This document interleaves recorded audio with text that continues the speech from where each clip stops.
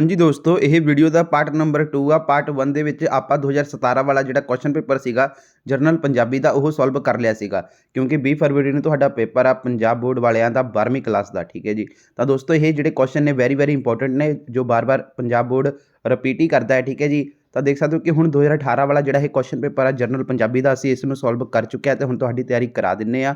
ਠੀਕ ਹੈ ਜੀ, ਤਾਂ ਦੋਸਤੋ ਦੇਖ ਸਕਦੇ ਹੋ ਕਿ ਇਹ ਜਿਹੜਾ ਪੇਪਰ ਆ ਤੁਹਾਨੂੰ 65 ਦਾ ਨਹੀਂ, ਜਿਹੜਾ 80 ਨੰਬਰ ਦਾ ਪੇਪਰ ਆਏਗਾ। ਠੀਕ ਹੈ ਜੀ, ਇਹ ਪਿਛਲੇ ਸਾਲ ਦਾ ਵਾ, ਤਾਂ ਕਰਕੇ ਇੱਥੇ 65 ਦਾ ਲਿਖਿਆ ਹੋਇਆ ਵਾ। 2023 ਦੇ ਲਈ 80 ਨੰਬਰ ਦਾ ਪੇਪਰ ਆਏਗਾ।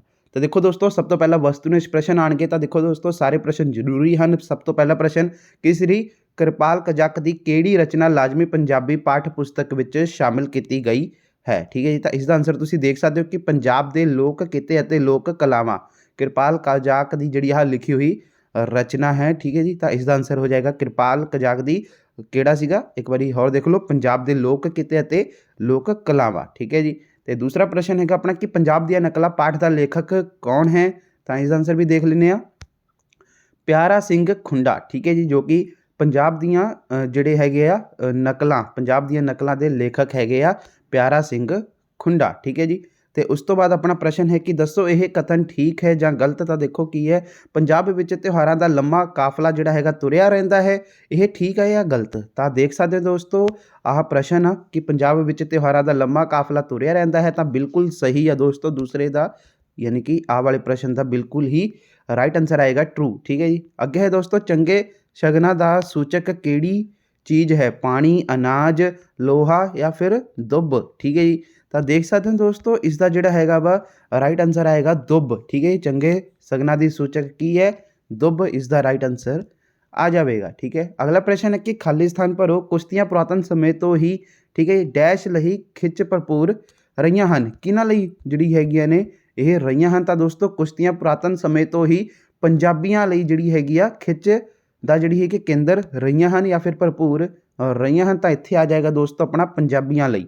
ਅੱਗੇ ਹੈ ਦੋਸਤੋ, ਮਰਦਾਂ ਦੇ ਕੋਈ ਦੋ ਲੋਕ ਨਾਚਾਂ ਦਾ ਨਾਂ ਦੱਸੋ। ਤਾਂ ਦੇਖ ਸਕਦੇ ਹੋ ਦੋਸਤੋ, ਮਰਦਾਂ ਦੇ ਲੋਕ ਨਾਚ ਕਿਹੜਾ ਹੈ? ਤਾਂ ਦੋਸਤੋ ਭੰਗੜਾ ਤੇ ਝੂਮਰ। ਠੀਕ ਹੈ ਜੀ, ਤਾਂ ਇਹ ਹੋ ਗਿਆ ਮਰਦਾਂ ਦਾ ਲੋਕ ਨਾਚ। ਅੱਗੇ ਦੋਸਤੋ, ਚੁੰਮ ਚੁੰਮ ਰੱਖੋ ਕਿਸ ਕਵੀ ਦੀ ਰਚਨਾ ਹੈ? ਤਾਂ ਦੇਖ ਸਕਦੇ ਹੋ ਦੋਸਤੋ ਕਿ ਚੁੰਮ ਚੁੰਮ ਰੱਖੋ ਕਵੀ ਦੀ ਰਚਨਾ ਹੈ, ਤਾਂ ਨੰਦ ਲਾਲ ਨੂਰਪੁਰੀ ਦੀ ਇਹ ਰਚਨਾ ਹੈ ਚੁੰਮ ਚੁੰਮ ਰੱਖੋ। ਅਗਲਾ ਪ੍ਰਸ਼ਨ ਹੈ ਕਿ ਘਰ ਜਾਂ ਆਪਣੇ ਕਹਾਣੀ ਦੇ ਕਿਸੇ ਇੱਕ ਪਾਤਰ ਦਾ ਨਾਂ ਲਿਖੋ। ਤਾਂ ਦੇਖ ਸਕਦੇ ਹੋ ਦੋਸਤੋ, ਜਿਹੜੀ ਮੁੱਖ ਪਾਤਰ ਆਪਣੀ ਜੀਤੋ ਹੀ ਹੈ। ਠੀਕ ਹੈ ਜੀ, ਜੀਤੋ ਜਿਹੜਾ ਹੈਗਾ ਘਰ ਜਾਂ ਆਪਣੇ ਕਹਾਣੀ ਦਾ ਪਾਤਰ ਕਿਹੜਾ ਹੈ? ਤਾਂ ਜੀਤੋ ਇਸ ਕਹਾਣੀ ਦਾ ਪਾਤਰ ਹੈ। ਬਾਕੀ ਆ ਜਿਹੜਾ ਹੈਰੀ ਹੈ ਨਾ, ਇਹ ਤਾਂ ਦੋਸਤੋ ਆਪਣਾ ਦੇਸ਼ ਕਹਾਣੀ ਦਾ ਪਾਤਰ ਹੈ। ਅਗਲਾ ਪ੍ਰਸ਼ਨ ਹੈ ਆਪਣਾ, ਦੇਖ ਲੈਂਦੇ ਆ।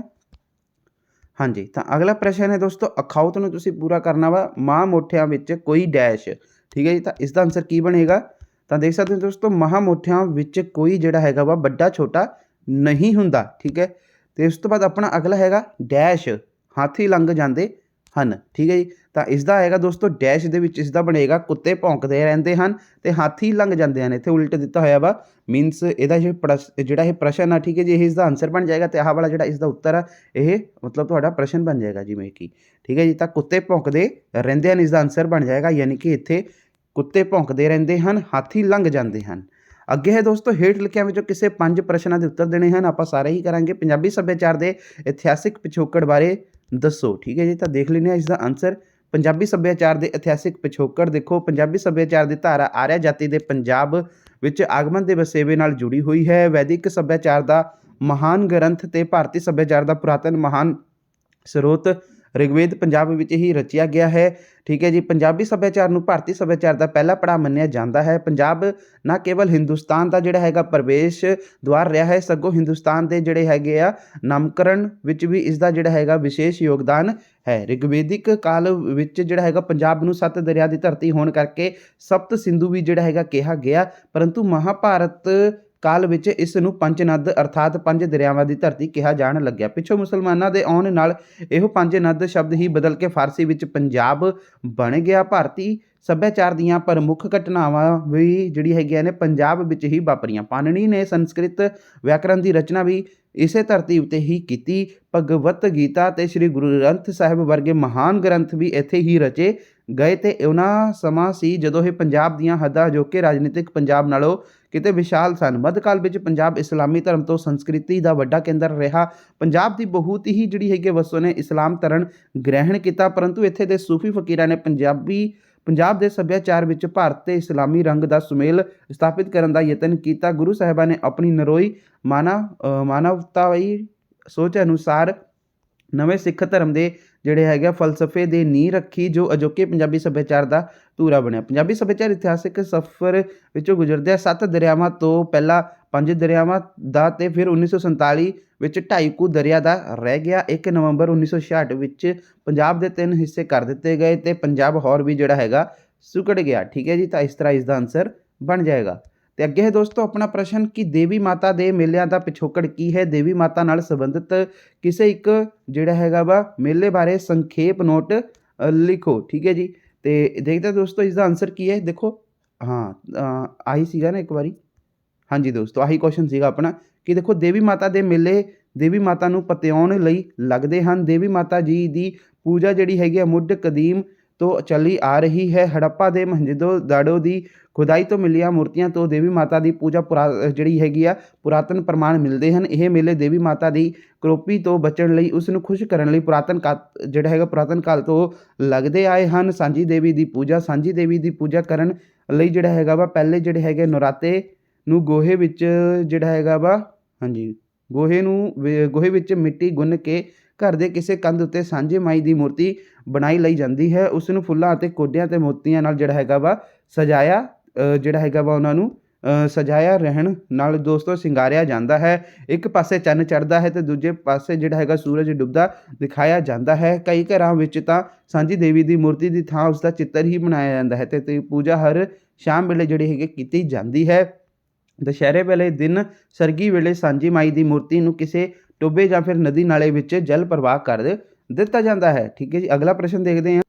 ਅਗਲਾ ਪ੍ਰਸ਼ਨ ਦੇਖ ਸਕਦੇ ਹੋ ਦੋਸਤੋ ਕੀ ਹੈ ਕਿ ਪੰਜਾਬ ਵਿੱਚ ਵਿਆਹ ਦੇ ਰਸਮ ਰਿਵਾਜ ਕਿਹੜੇ ਸਨ, ਹੁਣ ਇਹਨਾਂ ਵਿੱਚ ਤਬਦੀਲੀ ਆ ਰਹੀ ਹੈ। ਠੀਕ ਹੈ ਜੀ, ਤਾਂ ਇਹਦੇ ਬਾਰੇ ਦੱਸੋ। ਤਾਂ ਦੇਖਦੇ ਹਾਂ ਪੰਜਾਬ ਵਿੱਚ ਵਿਆਹ ਦੇ ਰਸਮ ਰਿਵਾਜ ਕਿਹੜੇ ਸਨ, ਹੁਣ ਇਹਨਾਂ ਵਿੱਚ ਕੀ ਤਬਦੀਲੀ ਆ ਰਹੀ ਹੈ। ਤਾਂ ਦੇਖੋ ਇਸ ਪ੍ਰਸ਼ਨ ਦੇ ਲਈ ਉੱਤਰ ਲਈ ਦੇਖੋ ਦੋਸਤੋ 2 ਵਿੱਚ ਵਿਆਹ ਦੀਆਂ ਰਸਮਾਂ ਵਾਲਾ ਭਾਗ। ਅੱਜ ਕੱਲ੍ਹ ਵਿਆਹ ਦੇ ਰਸਮਾਂ ਰਿਵਾਜਾਂ ਵਿੱਚ ਤਬਦੀਲੀ ਇਹ ਆ ਰਹੀ ਹੈ ਕਿ ਇਹ ਖਰਚੀਲੇ ਹੋ ਰਹੇ ਹਨ। ਪਹਿਲਾਂ ਜਿੱਥੇ ਜਿਹੜਾ ਹੈਗਾ ਵਾ ਠਾਕਾ ਜਾਂ ਕੁੜਮਾਈ 1 ਰੁਪਏ ਨਾਲ ਹੁੰਦੀ ਸੀ, ਹੁਣ ਇੱਥੇ ਹਜ਼ਾਰਾਂ ਜਾਂ ਫਿਰ ਲੱਖਾਂ ਰੁਪਏ ਖਰਚ ਕੀਤੇ ਜਾਂਦੇ ਹਨ। ਅੱਜ ਕੱਲ੍ਹ ਠਾਕੇ ਤੋਂ ਮਗਰ ਪੱਛਮੀ ਪ੍ਰਭਾਵਾਂ ਦੇ ਅਧੀਨ ਰਿੰਗ ਸੈਰੇਮਨੀ ਵੀ ਹੋਣ ਲੱਗੀ ਹੈ, ਜਿਸ ਕਰਕੇ ਇਸ ਰਸਮ ਦਾ ਨਾਂ ਵੀ ਪੰਜਾਬੀ ਵਿੱਚ ਨਹੀਂ ਮਿਲਦਾ। ਅਜੋਕੇ ਵਿਆਹਾਂ ਵਿੱਚ ਠਾਕੇ ਕੁੜਮਾਈ ਤੇ ਵਿਆਹ ਵਿੱਚ ਬਹੁਤ ਜਿਹੜਾ ਹੈਗਾ ਵਾ ਵਕਫਾ ਨਹੀਂ ਪੈਂਦਾ ਤੇ ਨਾ ਹੀ ਕੁੜਮਾਈ ਵਾਲੀ ਕੁੜੀ ਹਰ ਵੇਲੇ ਲਾਲ ਪਰਾਂਦੀ ਪਾਈ ਰੱਖਦੀ ਹੈ। ਸਾਹੇ ਚਿੱਠੀ ਤੋਂ ਮਗਰੋਂ ਵਿਆਹ ਆਰੰਭ ਕਰਨ ਦੀਆਂ ਰਸਮਾਂ ਵੀ ਘਟ ਗਈਆਂ ਹਨ ਤੇ 7 ਸੁਹਾਗਣਾ ਇਕੱਠੀਆਂ ਕਰਨ ਦੀ ਗੱਲ ਵੀ ਨਹੀਂ ਰਹੀ। ਹੁਣ ਜਿਹੜਾ ਹੈਗਾ ਵਾ ਗੁਲਗੁਲਿਆਂ ਦੀ ਥਾਂ ਵੀ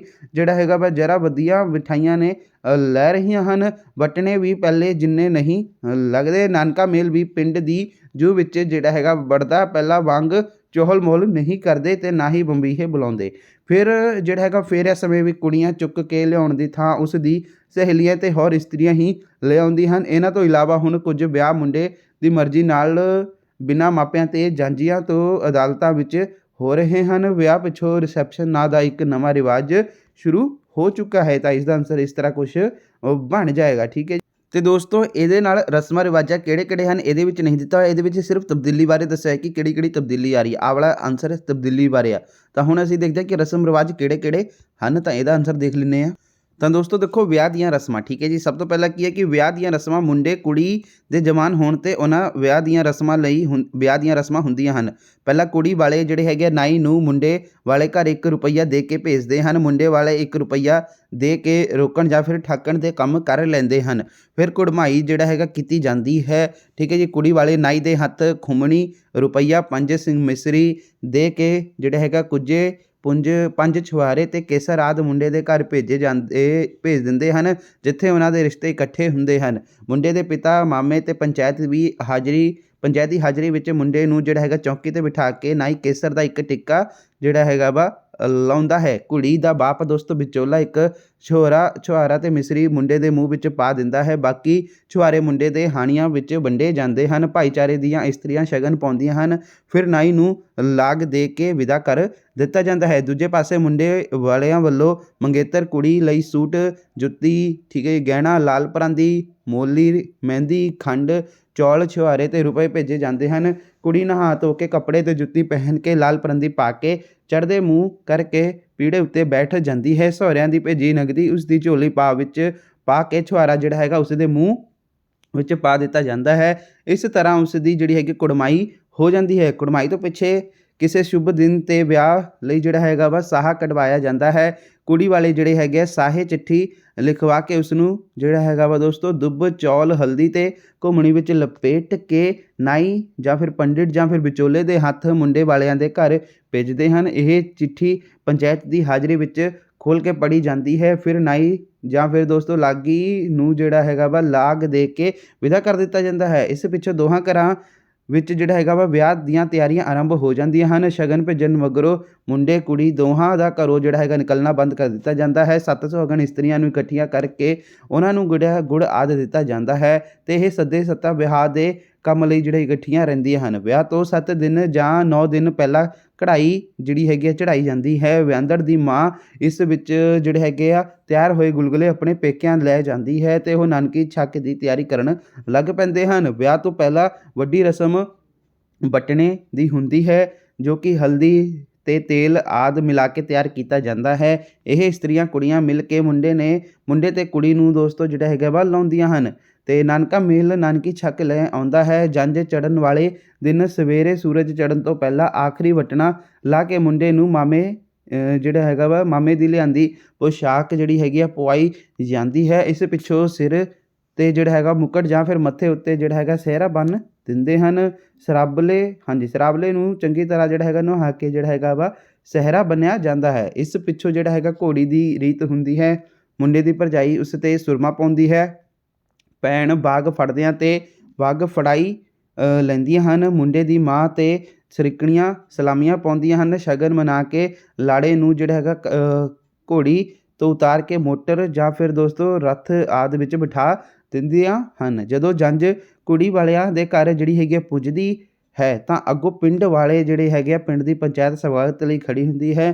ਪਹਿਲਾਂ ਮਿਲਣੀ ਦੀ ਰਸਮ ਹੁੰਦੀ ਹੈ। ਜੰਝ ਨੂੰ ਡੇਰੇ ਵਿੱਚ ਪਹੁੰਚਾਇਆ ਜਾਂਦਾ ਹੈ। ਜਾਂਝੇ ਦੀ ਗੋਤਣ ਕੁੜੀ ਉਸ ਪਿੰਡ ਵਿੱਚ ਵਿਆਹੀ ਹੋਵੇ ਤਾਂ ਉਸ ਨੂੰ ਜਿਹੜਾ ਹੈਗਾ ਵਾ ਪਤਲਾ ਸਮੇਤ ਮਠਿਆਈ ਤੇ ਰੁਪਏ ਭੇਜ ਕੇ ਉਸ ਦਾ ਸਤਿਕਾਰ ਕੀਤਾ ਜਾਂਦਾ ਹੈ। ਵਿਆਹ ਵਿੱਚ ਫੇਰਿਆਂ ਦੀ ਰਸਮ ਬਹੁਤ ਹੀ ਮਹੱਤਵਪੂਰਨ ਹੈ। ਇਹ ਜਿਹੜੇ ਹੈਗੇ ਦੋਸਤੋ ਜਿਹੜੇ ਹੈਗੇ ਆ ਆਪਣੇ ਬੇਦੀ ਜਾਂ ਫਿਰ ਸ਼੍ਰੀ ਗੁਰੂ ਗ੍ਰੰਥ ਸਾਹਿਬ ਜੀ ਦੇ ਆਲੇ ਦੁਆਲੇ ਲਾਵਾਂ ਪਾਠ ਕਰਕੇ ਲਏ ਜਾਂਦੇ ਹਨ। ਇਸ ਪਿੱਛੋਂ ਮੁੰਡੇ ਵਾਲੇ ਵਰੀ ਤੇ ਜਿਹੜਾ ਹੈਗਾ ਕੁੜੀ ਵਾਲੇ ਖੱਟ ਦਿਖਾਉਂਦੇ ਹਨ। ਜੰਝ ਜਿਹੜੇ ਹੈਗੇ ਆ ਡੇਰੇ ਚਲੇ ਜਾਂਦੀ ਹੈ ਪਰ ਮੁੰਡਾ ਤੇ ਸਰਵਾਲਾ ਬੈਠੇ ਰਹਿੰਦੇ ਹਨ। ਠੀਕ ਹੈ, ਔਰਤਾਂ ਸਲਾਮੀਆਂ ਪਾਉਂਦੀਆਂ ਹਨ ਤੇ ਕੁੜੀਆਂ ਮੁੰਡੇ ਨੂੰ ਜਿਹੜਾ ਹੈਗਾ ਵਾ ਟਿਚਰਾਂ ਕਰਦੀਆਂ ਛੰਦ ਸੁਣਾਉਂਦੀਆਂ ਹਨ। ਅੰਤ ਮਾਮਾ ਰੋਂਦੀ ਕਰਲਾਉਂਦੀ ਕੁੜੀ ਨੂੰ ਚੁੱਕ ਕੇ ਡੋਲੇ ਜਾਂ ਫਿਰ ਰੱਥ ਵਿੱਚ ਬਿਠਾ ਦਿੰਦਾ ਹੈ। ਲਾੜੀ ਨੂੰ ਲੈ ਕੇ ਘਰ ਪਹੁੰਚਣ 'ਤੇ ਮਾਂ ਉਸ ਤੋਂ ਜਿਹੜਾ ਹੈਗਾ 7 ਵਾਰੀ ਪਾਣੀ ਵਾਰ ਕੇ ਮੂੰਹ ਲਾਉਂਦੀ ਹੈ ਤੇ ਫਿਰ ਉਸ ਨੂੰ ਰੋਕਦੀ ਹੈ। ਠੀਕ ਹੈ ਜੀ, ਤੇ ਅੱਗੇ ਹੈ ਇਹਦੇ ਵਿੱਚ 7ਵੀਂ ਵਾਰ ਉਸ ਦੀਆਂ ਜਿਹੜੀਆਂ ਹੈਗੀਆਂ ਨੇ ਦਰਾਣੀਆਂ ਜਠਾਣੀਆਂ ਉਸ ਨੂੰ ਪਾਣੀ ਬਿਲਕੁਲ ਨਹੀਂ ਪੀਣ ਦਿੰਦੀਆਂ। ਇਸ ਪਿੱਛੋਂ ਭਾਈਚਾਰੇ ਦੀਆਂ ਔਰਤਾਂ ਵਹੁਟੀ ਦਾ ਮੂੰਹ ਦੇਖਦੇ ਹਨ ਤੇ ਸ਼ਗਨ ਪਾਉਂਦੀਆਂ ਹਨ। ਅਗਲੇ ਦਿਨ ਲਾੜਾ ਲਾੜੀ ਪਿੱਤਰਾਂ ਜਾਂ ਫਿਰ ਸ਼ਹੀਦਾਂ ਜਾਂ ਤੁਲਸੀ ਦੀ ਪੂਜਾ ਕਰਦੇ ਹਨ। ਠੀਕ ਹੈ ਜੀ, ਤੇ ਜਾਂ ਫਿਰ ਗੁਰਦੁਆਰੇ ਜਿਹੜਾ ਹੈਗਾ ਵਾ ਮੱਥਾ ਟੇਕਦੇ ਹਨ। ਠੀਕ ਹੈ, ਕਈ ਵਾਰੀ ਜਿਹੜਾ ਹੈਗਾ ਕਈ ਥਾਈਂ ਦੋਸਤੋ ਜਿਹੜਾ ਹੈਗਾ ਛਟੀਆਂ ਖੇਡਣ ਤੇ ਕੰਗਣਾ ਖੋਲ੍ਹਣ ਦਾ ਵੀ ਜਿਹੜਾ ਹੈਗਾ ਦੀ ਰਸਮ ਹੁੰਦੀ ਹੈ। ਤੀਜੇ ਦਿਨ ਪਿੰਡ ਨੂੰ ਕੁੜੀ ਦਾ ਜਿਹੜਾ ਹੈਗਾ ਸਮਾਨ ਜਿਹੜਾ ਹੈਗਾ ਦਿਖਾਇਆ ਜਾਂਦਾ ਹੈ ਤੇ ਛੋਟੀ ਨਨਾਣ ਪੇਟੀ ਖੋਲ੍ਹਦੀ ਵਜੋਂ ਮਨਪਸੰਦ ਦਾ ਸੂਟ ਲੈਂਦੀ ਹੈ। ਠੀਕ ਹੈ ਜੀ, ਤੇ ਇਸ ਤੋਂ ਬਾਅਦ ਅਗਲਾ ਪ੍ਰਸ਼ਨ ਦੇਖਦੇ ਹਾਂ ਹੁਣ। ਅਗਲਾ ਪ੍ਰਸ਼ਨ ਹੈ ਦੋਸਤੋ, ਲੋਕ ਖੇਡਾਂ ਪਾਠ ਦੇ ਆਧਾਰ 'ਤੇ ਦੱਸੋ ਕਿ ਲੋਕ ਖੇਡਾਂ ਦੀ ਜੀਵਨ ਤੇ ਵਿਕਾਸ ਵਿੱਚ ਅਹਿਮ ਭੂਮਿਕਾ ਹੈ, ਕਿਵੇਂ? ਠੀਕ ਹੈ ਜੀ, ਤਾਂ ਇਸ ਦਾ ਆਨਸਰ ਵੀ ਦੇਖ ਲੈਂਦੇ ਹਾਂ ਲੋਕ ਖੇਡਾਂ ਬਾਰੇ।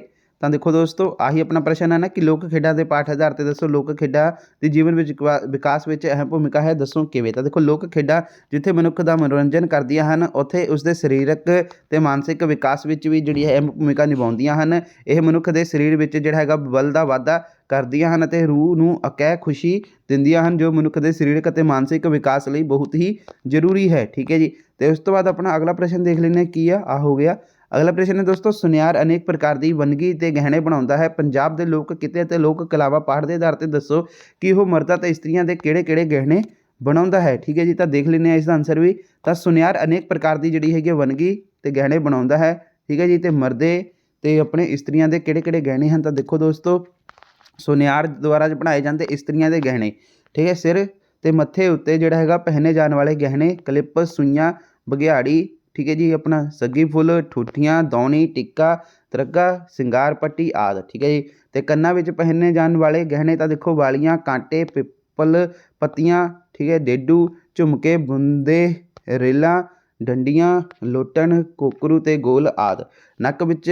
ਨੱਕ ਵਿੰਨ ਕੇ ਪਾਏ ਜਾਣ ਵਾਲੇ ਜਿਹੜੇ ਹੈਗੇ ਆ ਗਹਿਣੇ ਤਾਂ ਦੇਖੋ ਇਹਦਾ ਆ ਜਾਏਗਾ ਨੱਥ, ਬੁਲਾਕ, ਲੌਂਗ, ਕੋਕਾ, ਤਿੱਲੀ, ਵਾਲਾ, ਬੇਸਰ, ਨੁਕਰਾ ਆਦਿ। ਗਰਦਨ ਦੁਆਲੇ ਪਹਿਨੇ ਜਾਣ ਵਾਲੇ ਗਹਿਣੇ ਤਾਂ ਹੱਸ, ਰਾਣੀ ਹਾਰ, ਤਵੀਤ, ਦਾਖਾ, ਚੰਪਕਾਲੀ, ਸੌਕਣ, ਮੋਹਰਾ, ਤਵੀੜੀਆ, ਬੁਗਤੀਆਂ, ਗਾਨੀ, ਜੰਜੀਰਾ, ਠੀਕ ਹੈ ਜੀ, ਤੇ ਆਪਣਾ ਛਿੰਗ, ਤਵੀਤ, ਮੱਖੀ, ਜੁਗਨੀ ਤੇ ਚੋਲਣ, ਹਮੇਲ ਆਦਿ। ਜਿਹੜਾ ਹੈਗਾ ਦੋਸਤੋ ਆਪਣਾ ਬੀਣੀ ਤੇ ਬਾਹਾਂ ਵਿੱਚ ਪਾਏ ਜਾਣ ਵਾਲੇ ਗਹਿਣੇ ਤਾਂ ਦੇਖੋ ਗੋਖੜ, ਪਰੀਬੰਦ, ਗਜਰੇ, ਪਹੁੰਚੀ, ਠੀਕ ਹੈ, ਚੂੜੀਆਂ, ਬਾਜੂਬੰਦ, ਕੰਗਣਾ ਤੇ ਵੰਗਾ, ਠੀਕ ਹੈ, ਬਾਕਾ, ਕਲੀਰੇ ਆਦਿ। ਉਂਗਲਾਂ ਵਿੱਚ ਪਾਏ ਜਾਣ ਵਾਲੇ ਗਹਿਣੇ ਤਾਂ ਮੁੰਦਰੀ, ਛਾਪ, ਕਲਚੀੜੀ ਤੇ ਆਰਸੀ, ਠੀਕ ਹੈ ਜੀ। ਮਰਦਾਂ ਲਈ ਬਣਾਏ ਜਾਣ ਵਾਲੇ ਗਹਿਣੇ ਕੜਾ, ਮੁੰਦਰੀ, ਕੈਂਠਾ ਆਦਿ। ਠੀਕ ਹੈ ਜੀ, ਤਾਂ ਇਹ ਇਸ ਦਾ ਆਂਸਰ ਹੋ ਗਿਆ। ਤੇ ਅਗਲਾ ਆਂਸਰ ਦੇਖ ਲੈਂਦੇ ਹਾਂ ਦੋਸਤੋ। ਅਗਲਾ ਕੀ ਹੈ ਆਪਣਾ ਪ੍ਰਸ਼ਨ ਕਿ ਪੰਜਾਬ ਦੇ ਲੋਕ ਨਾਚ ਪਾਠ ਵਿੱਚ ਮੁੱਖ ਨਾਚਾਂ ਤੋਂ ਬਿਨਾਂ ਕਿਹੜੇ ਨਾਚਾਂ ਦਾ ਜ਼ਿਕਰ ਆਇਆ ਹੈ ਤਾਂ ਦੱਸੋ। ਠੀਕ ਹੈ ਜੀ, ਤਾਂ ਦੇਖ ਲੈਂਦੇ ਹਾਂ ਇਸ ਦਾ ਆਂਸਰ ਵੀ। ਆਹ ਵਾ, ਠੀਕ ਹੈ ਜੀ, ਕਿ ਕਿਹੜੇ ਨਾਚਾਂ ਦਾ ਜ਼ਿਕਰ ਆਇਆ ਹੈ ਤਾਂ ਮੁੱਖ ਨਾਚਾਂ ਤੋਂ ਬਿਨਾਂ। ਤਾਂ ਦੇਖੋ ਪੰਜਾਬ ਦੇ ਲੋਕ ਨਾਚਾਂ ਪਾਠ ਵਿੱਚ ਮੁੱਖ ਨਾਚਾਂ ਤੋਂ ਬਿਨਾਂ ਹੇਠ ਲਿਖਿਆਂ ਦਾ ਜ਼ਿਕਰ ਆਇਆ ਹੈ। ਮਰਦਾਂ ਦੇ ਲੋਕ ਨਾਚ ਵਿੱਚ ਜਿਹੜਾ ਹੈਗਾ ਵਾ ਗਿੱਧਾ, ਧਮਾਲ, ਖਲੀ, ਹਿਮੜੀ, ਢੰਡਾਸ, ਅਖਾੜਾ, ਗੱਤਕਾ, ਪਠਾਣੀਆਂ, ਫੁੰਮਣੀਆਂ, ਠੀਕ ਹੈ ਜੀ। ਤੇ ਇਹਦੇ ਵਿੱਚ ਹੈਗਾ ਵਾ ਭਗਤ ਨਾਚ, ਜਗਮ ਨਾਚ, ਨਾਮਧਾਰੀ ਨਾਚ, ਸੁਥਰਾ ਨਾਚ, ਮੁਕਤਾ ਨਾਚ ਤੇ ਆਪਣਾ ਗੁੱਗਾ ਨਾਚ। ਠੀਕ ਹੈ ਜੀ, ਤੇ ਇਸਤਰੀਆਂ ਦੇ ਜਿਹੜੇ ਹੈਗੇ ਲੋਕ ਨਾਚ ਹੁੱਲੇ ਹੁਲਾਰੇ, ਲੁੱਡੀ, ਧਮਾਲ, ਟਿੱਪਰੀ, ਭੰਡਾਸ, ਫੜੂਹਾ, ਕੁੰਮਰ ਤੇ ਸਪੇਰਾ। ਠੀਕ ਹੈ ਜੀ, ਤੇ ਅਗਲਾ ਪ੍ਰਸ਼ਨ ਦੇਖ ਲੈਂਦੇ ਹਾਂ। ਅਗਲਾ ਪ੍ਰਸ਼ਨ ਹੈ ਦੋਸਤੋ, ਪੇਸ਼ਕਾਰੀ ਦੇ ਪੱਖੋਂ ਨਕਲਾਂ ਦੀਆਂ ਕਿਹੜੀਆਂ ਕਿਸਮਾਂ ਹੁੰਦੀਆਂ ਹਨ ਤਾਂ ਇਸ ਦਾ ਆਂਸਰ ਦੇਖ ਲੈਂਦੇ ਹਾਂ। ਤਾਂ ਮੁੱਖ ਤੌਰ 'ਤੇ ਦੋਸਤੋ ਜਿਹੜੀ ਹੈਗੀਆਂ ਨੇ ਉਹ ਨਕਲਾਂ ਜਿਹੜੀ ਹੈਗੇ ਦੋ ਕਿਸਮਾਂ ਦੀ ਹੁੰਦੀਆਂ ਹਨ। ਇੱਕ ਤਾਂ ਨਿੱਕੀਆਂ ਨਕਲਾਂ ਅਤੇ ਇੱਕ ਲੰਮੀਆਂ ਨਕਲਾਂ। ਨਿੱਕੀਆਂ ਨਕਲਾਂ ਦੋਸਤੋ ਦੇਖੋ ਇਹਨਾਂ ਨਕਲਾਂ ਵਿੱਚ ਕੇਵਲ ਦੋ ਹੀ ਕਲਾਕਾਰ ਹੁੰਦੇ ਹਨ। ਇੱਕ ਦੇ ਹੱਥ ਵਿੱਚ ਚਮੋਟਾ ਹੁੰਦਾ ਹੈ ਅਤੇ ਦੂਜੇ ਦੇ ਹੱਥ ਵਿੱਚ ਤਬਲਾ ਹੁੰਦਾ ਹੈ। ਤਬਲੇ ਵਾਲਾ ਜਦੋਂ ਕੋਈ ਬੇਤੁਕੀ ਗੱਲ ਕਰਦਾ ਹੈ ਤਾਂ ਦੂਜਾ ਉਸਦੇ ਚਮੋਟਾ ਮਾਰਦਾ ਹੈ, ਜਿਸ ਨਾਲ ਹਾਸ ਰਸ ਪੈਦਾ ਹੁੰਦਾ ਹੈ। ਇਸ ਨਕਲ ਦਾ ਸਮਾਂ 5 ਤੋਂ 10 ਮਿੰਟ ਤੱਕ ਦਾ ਹੁੰਦਾ ਹੈ।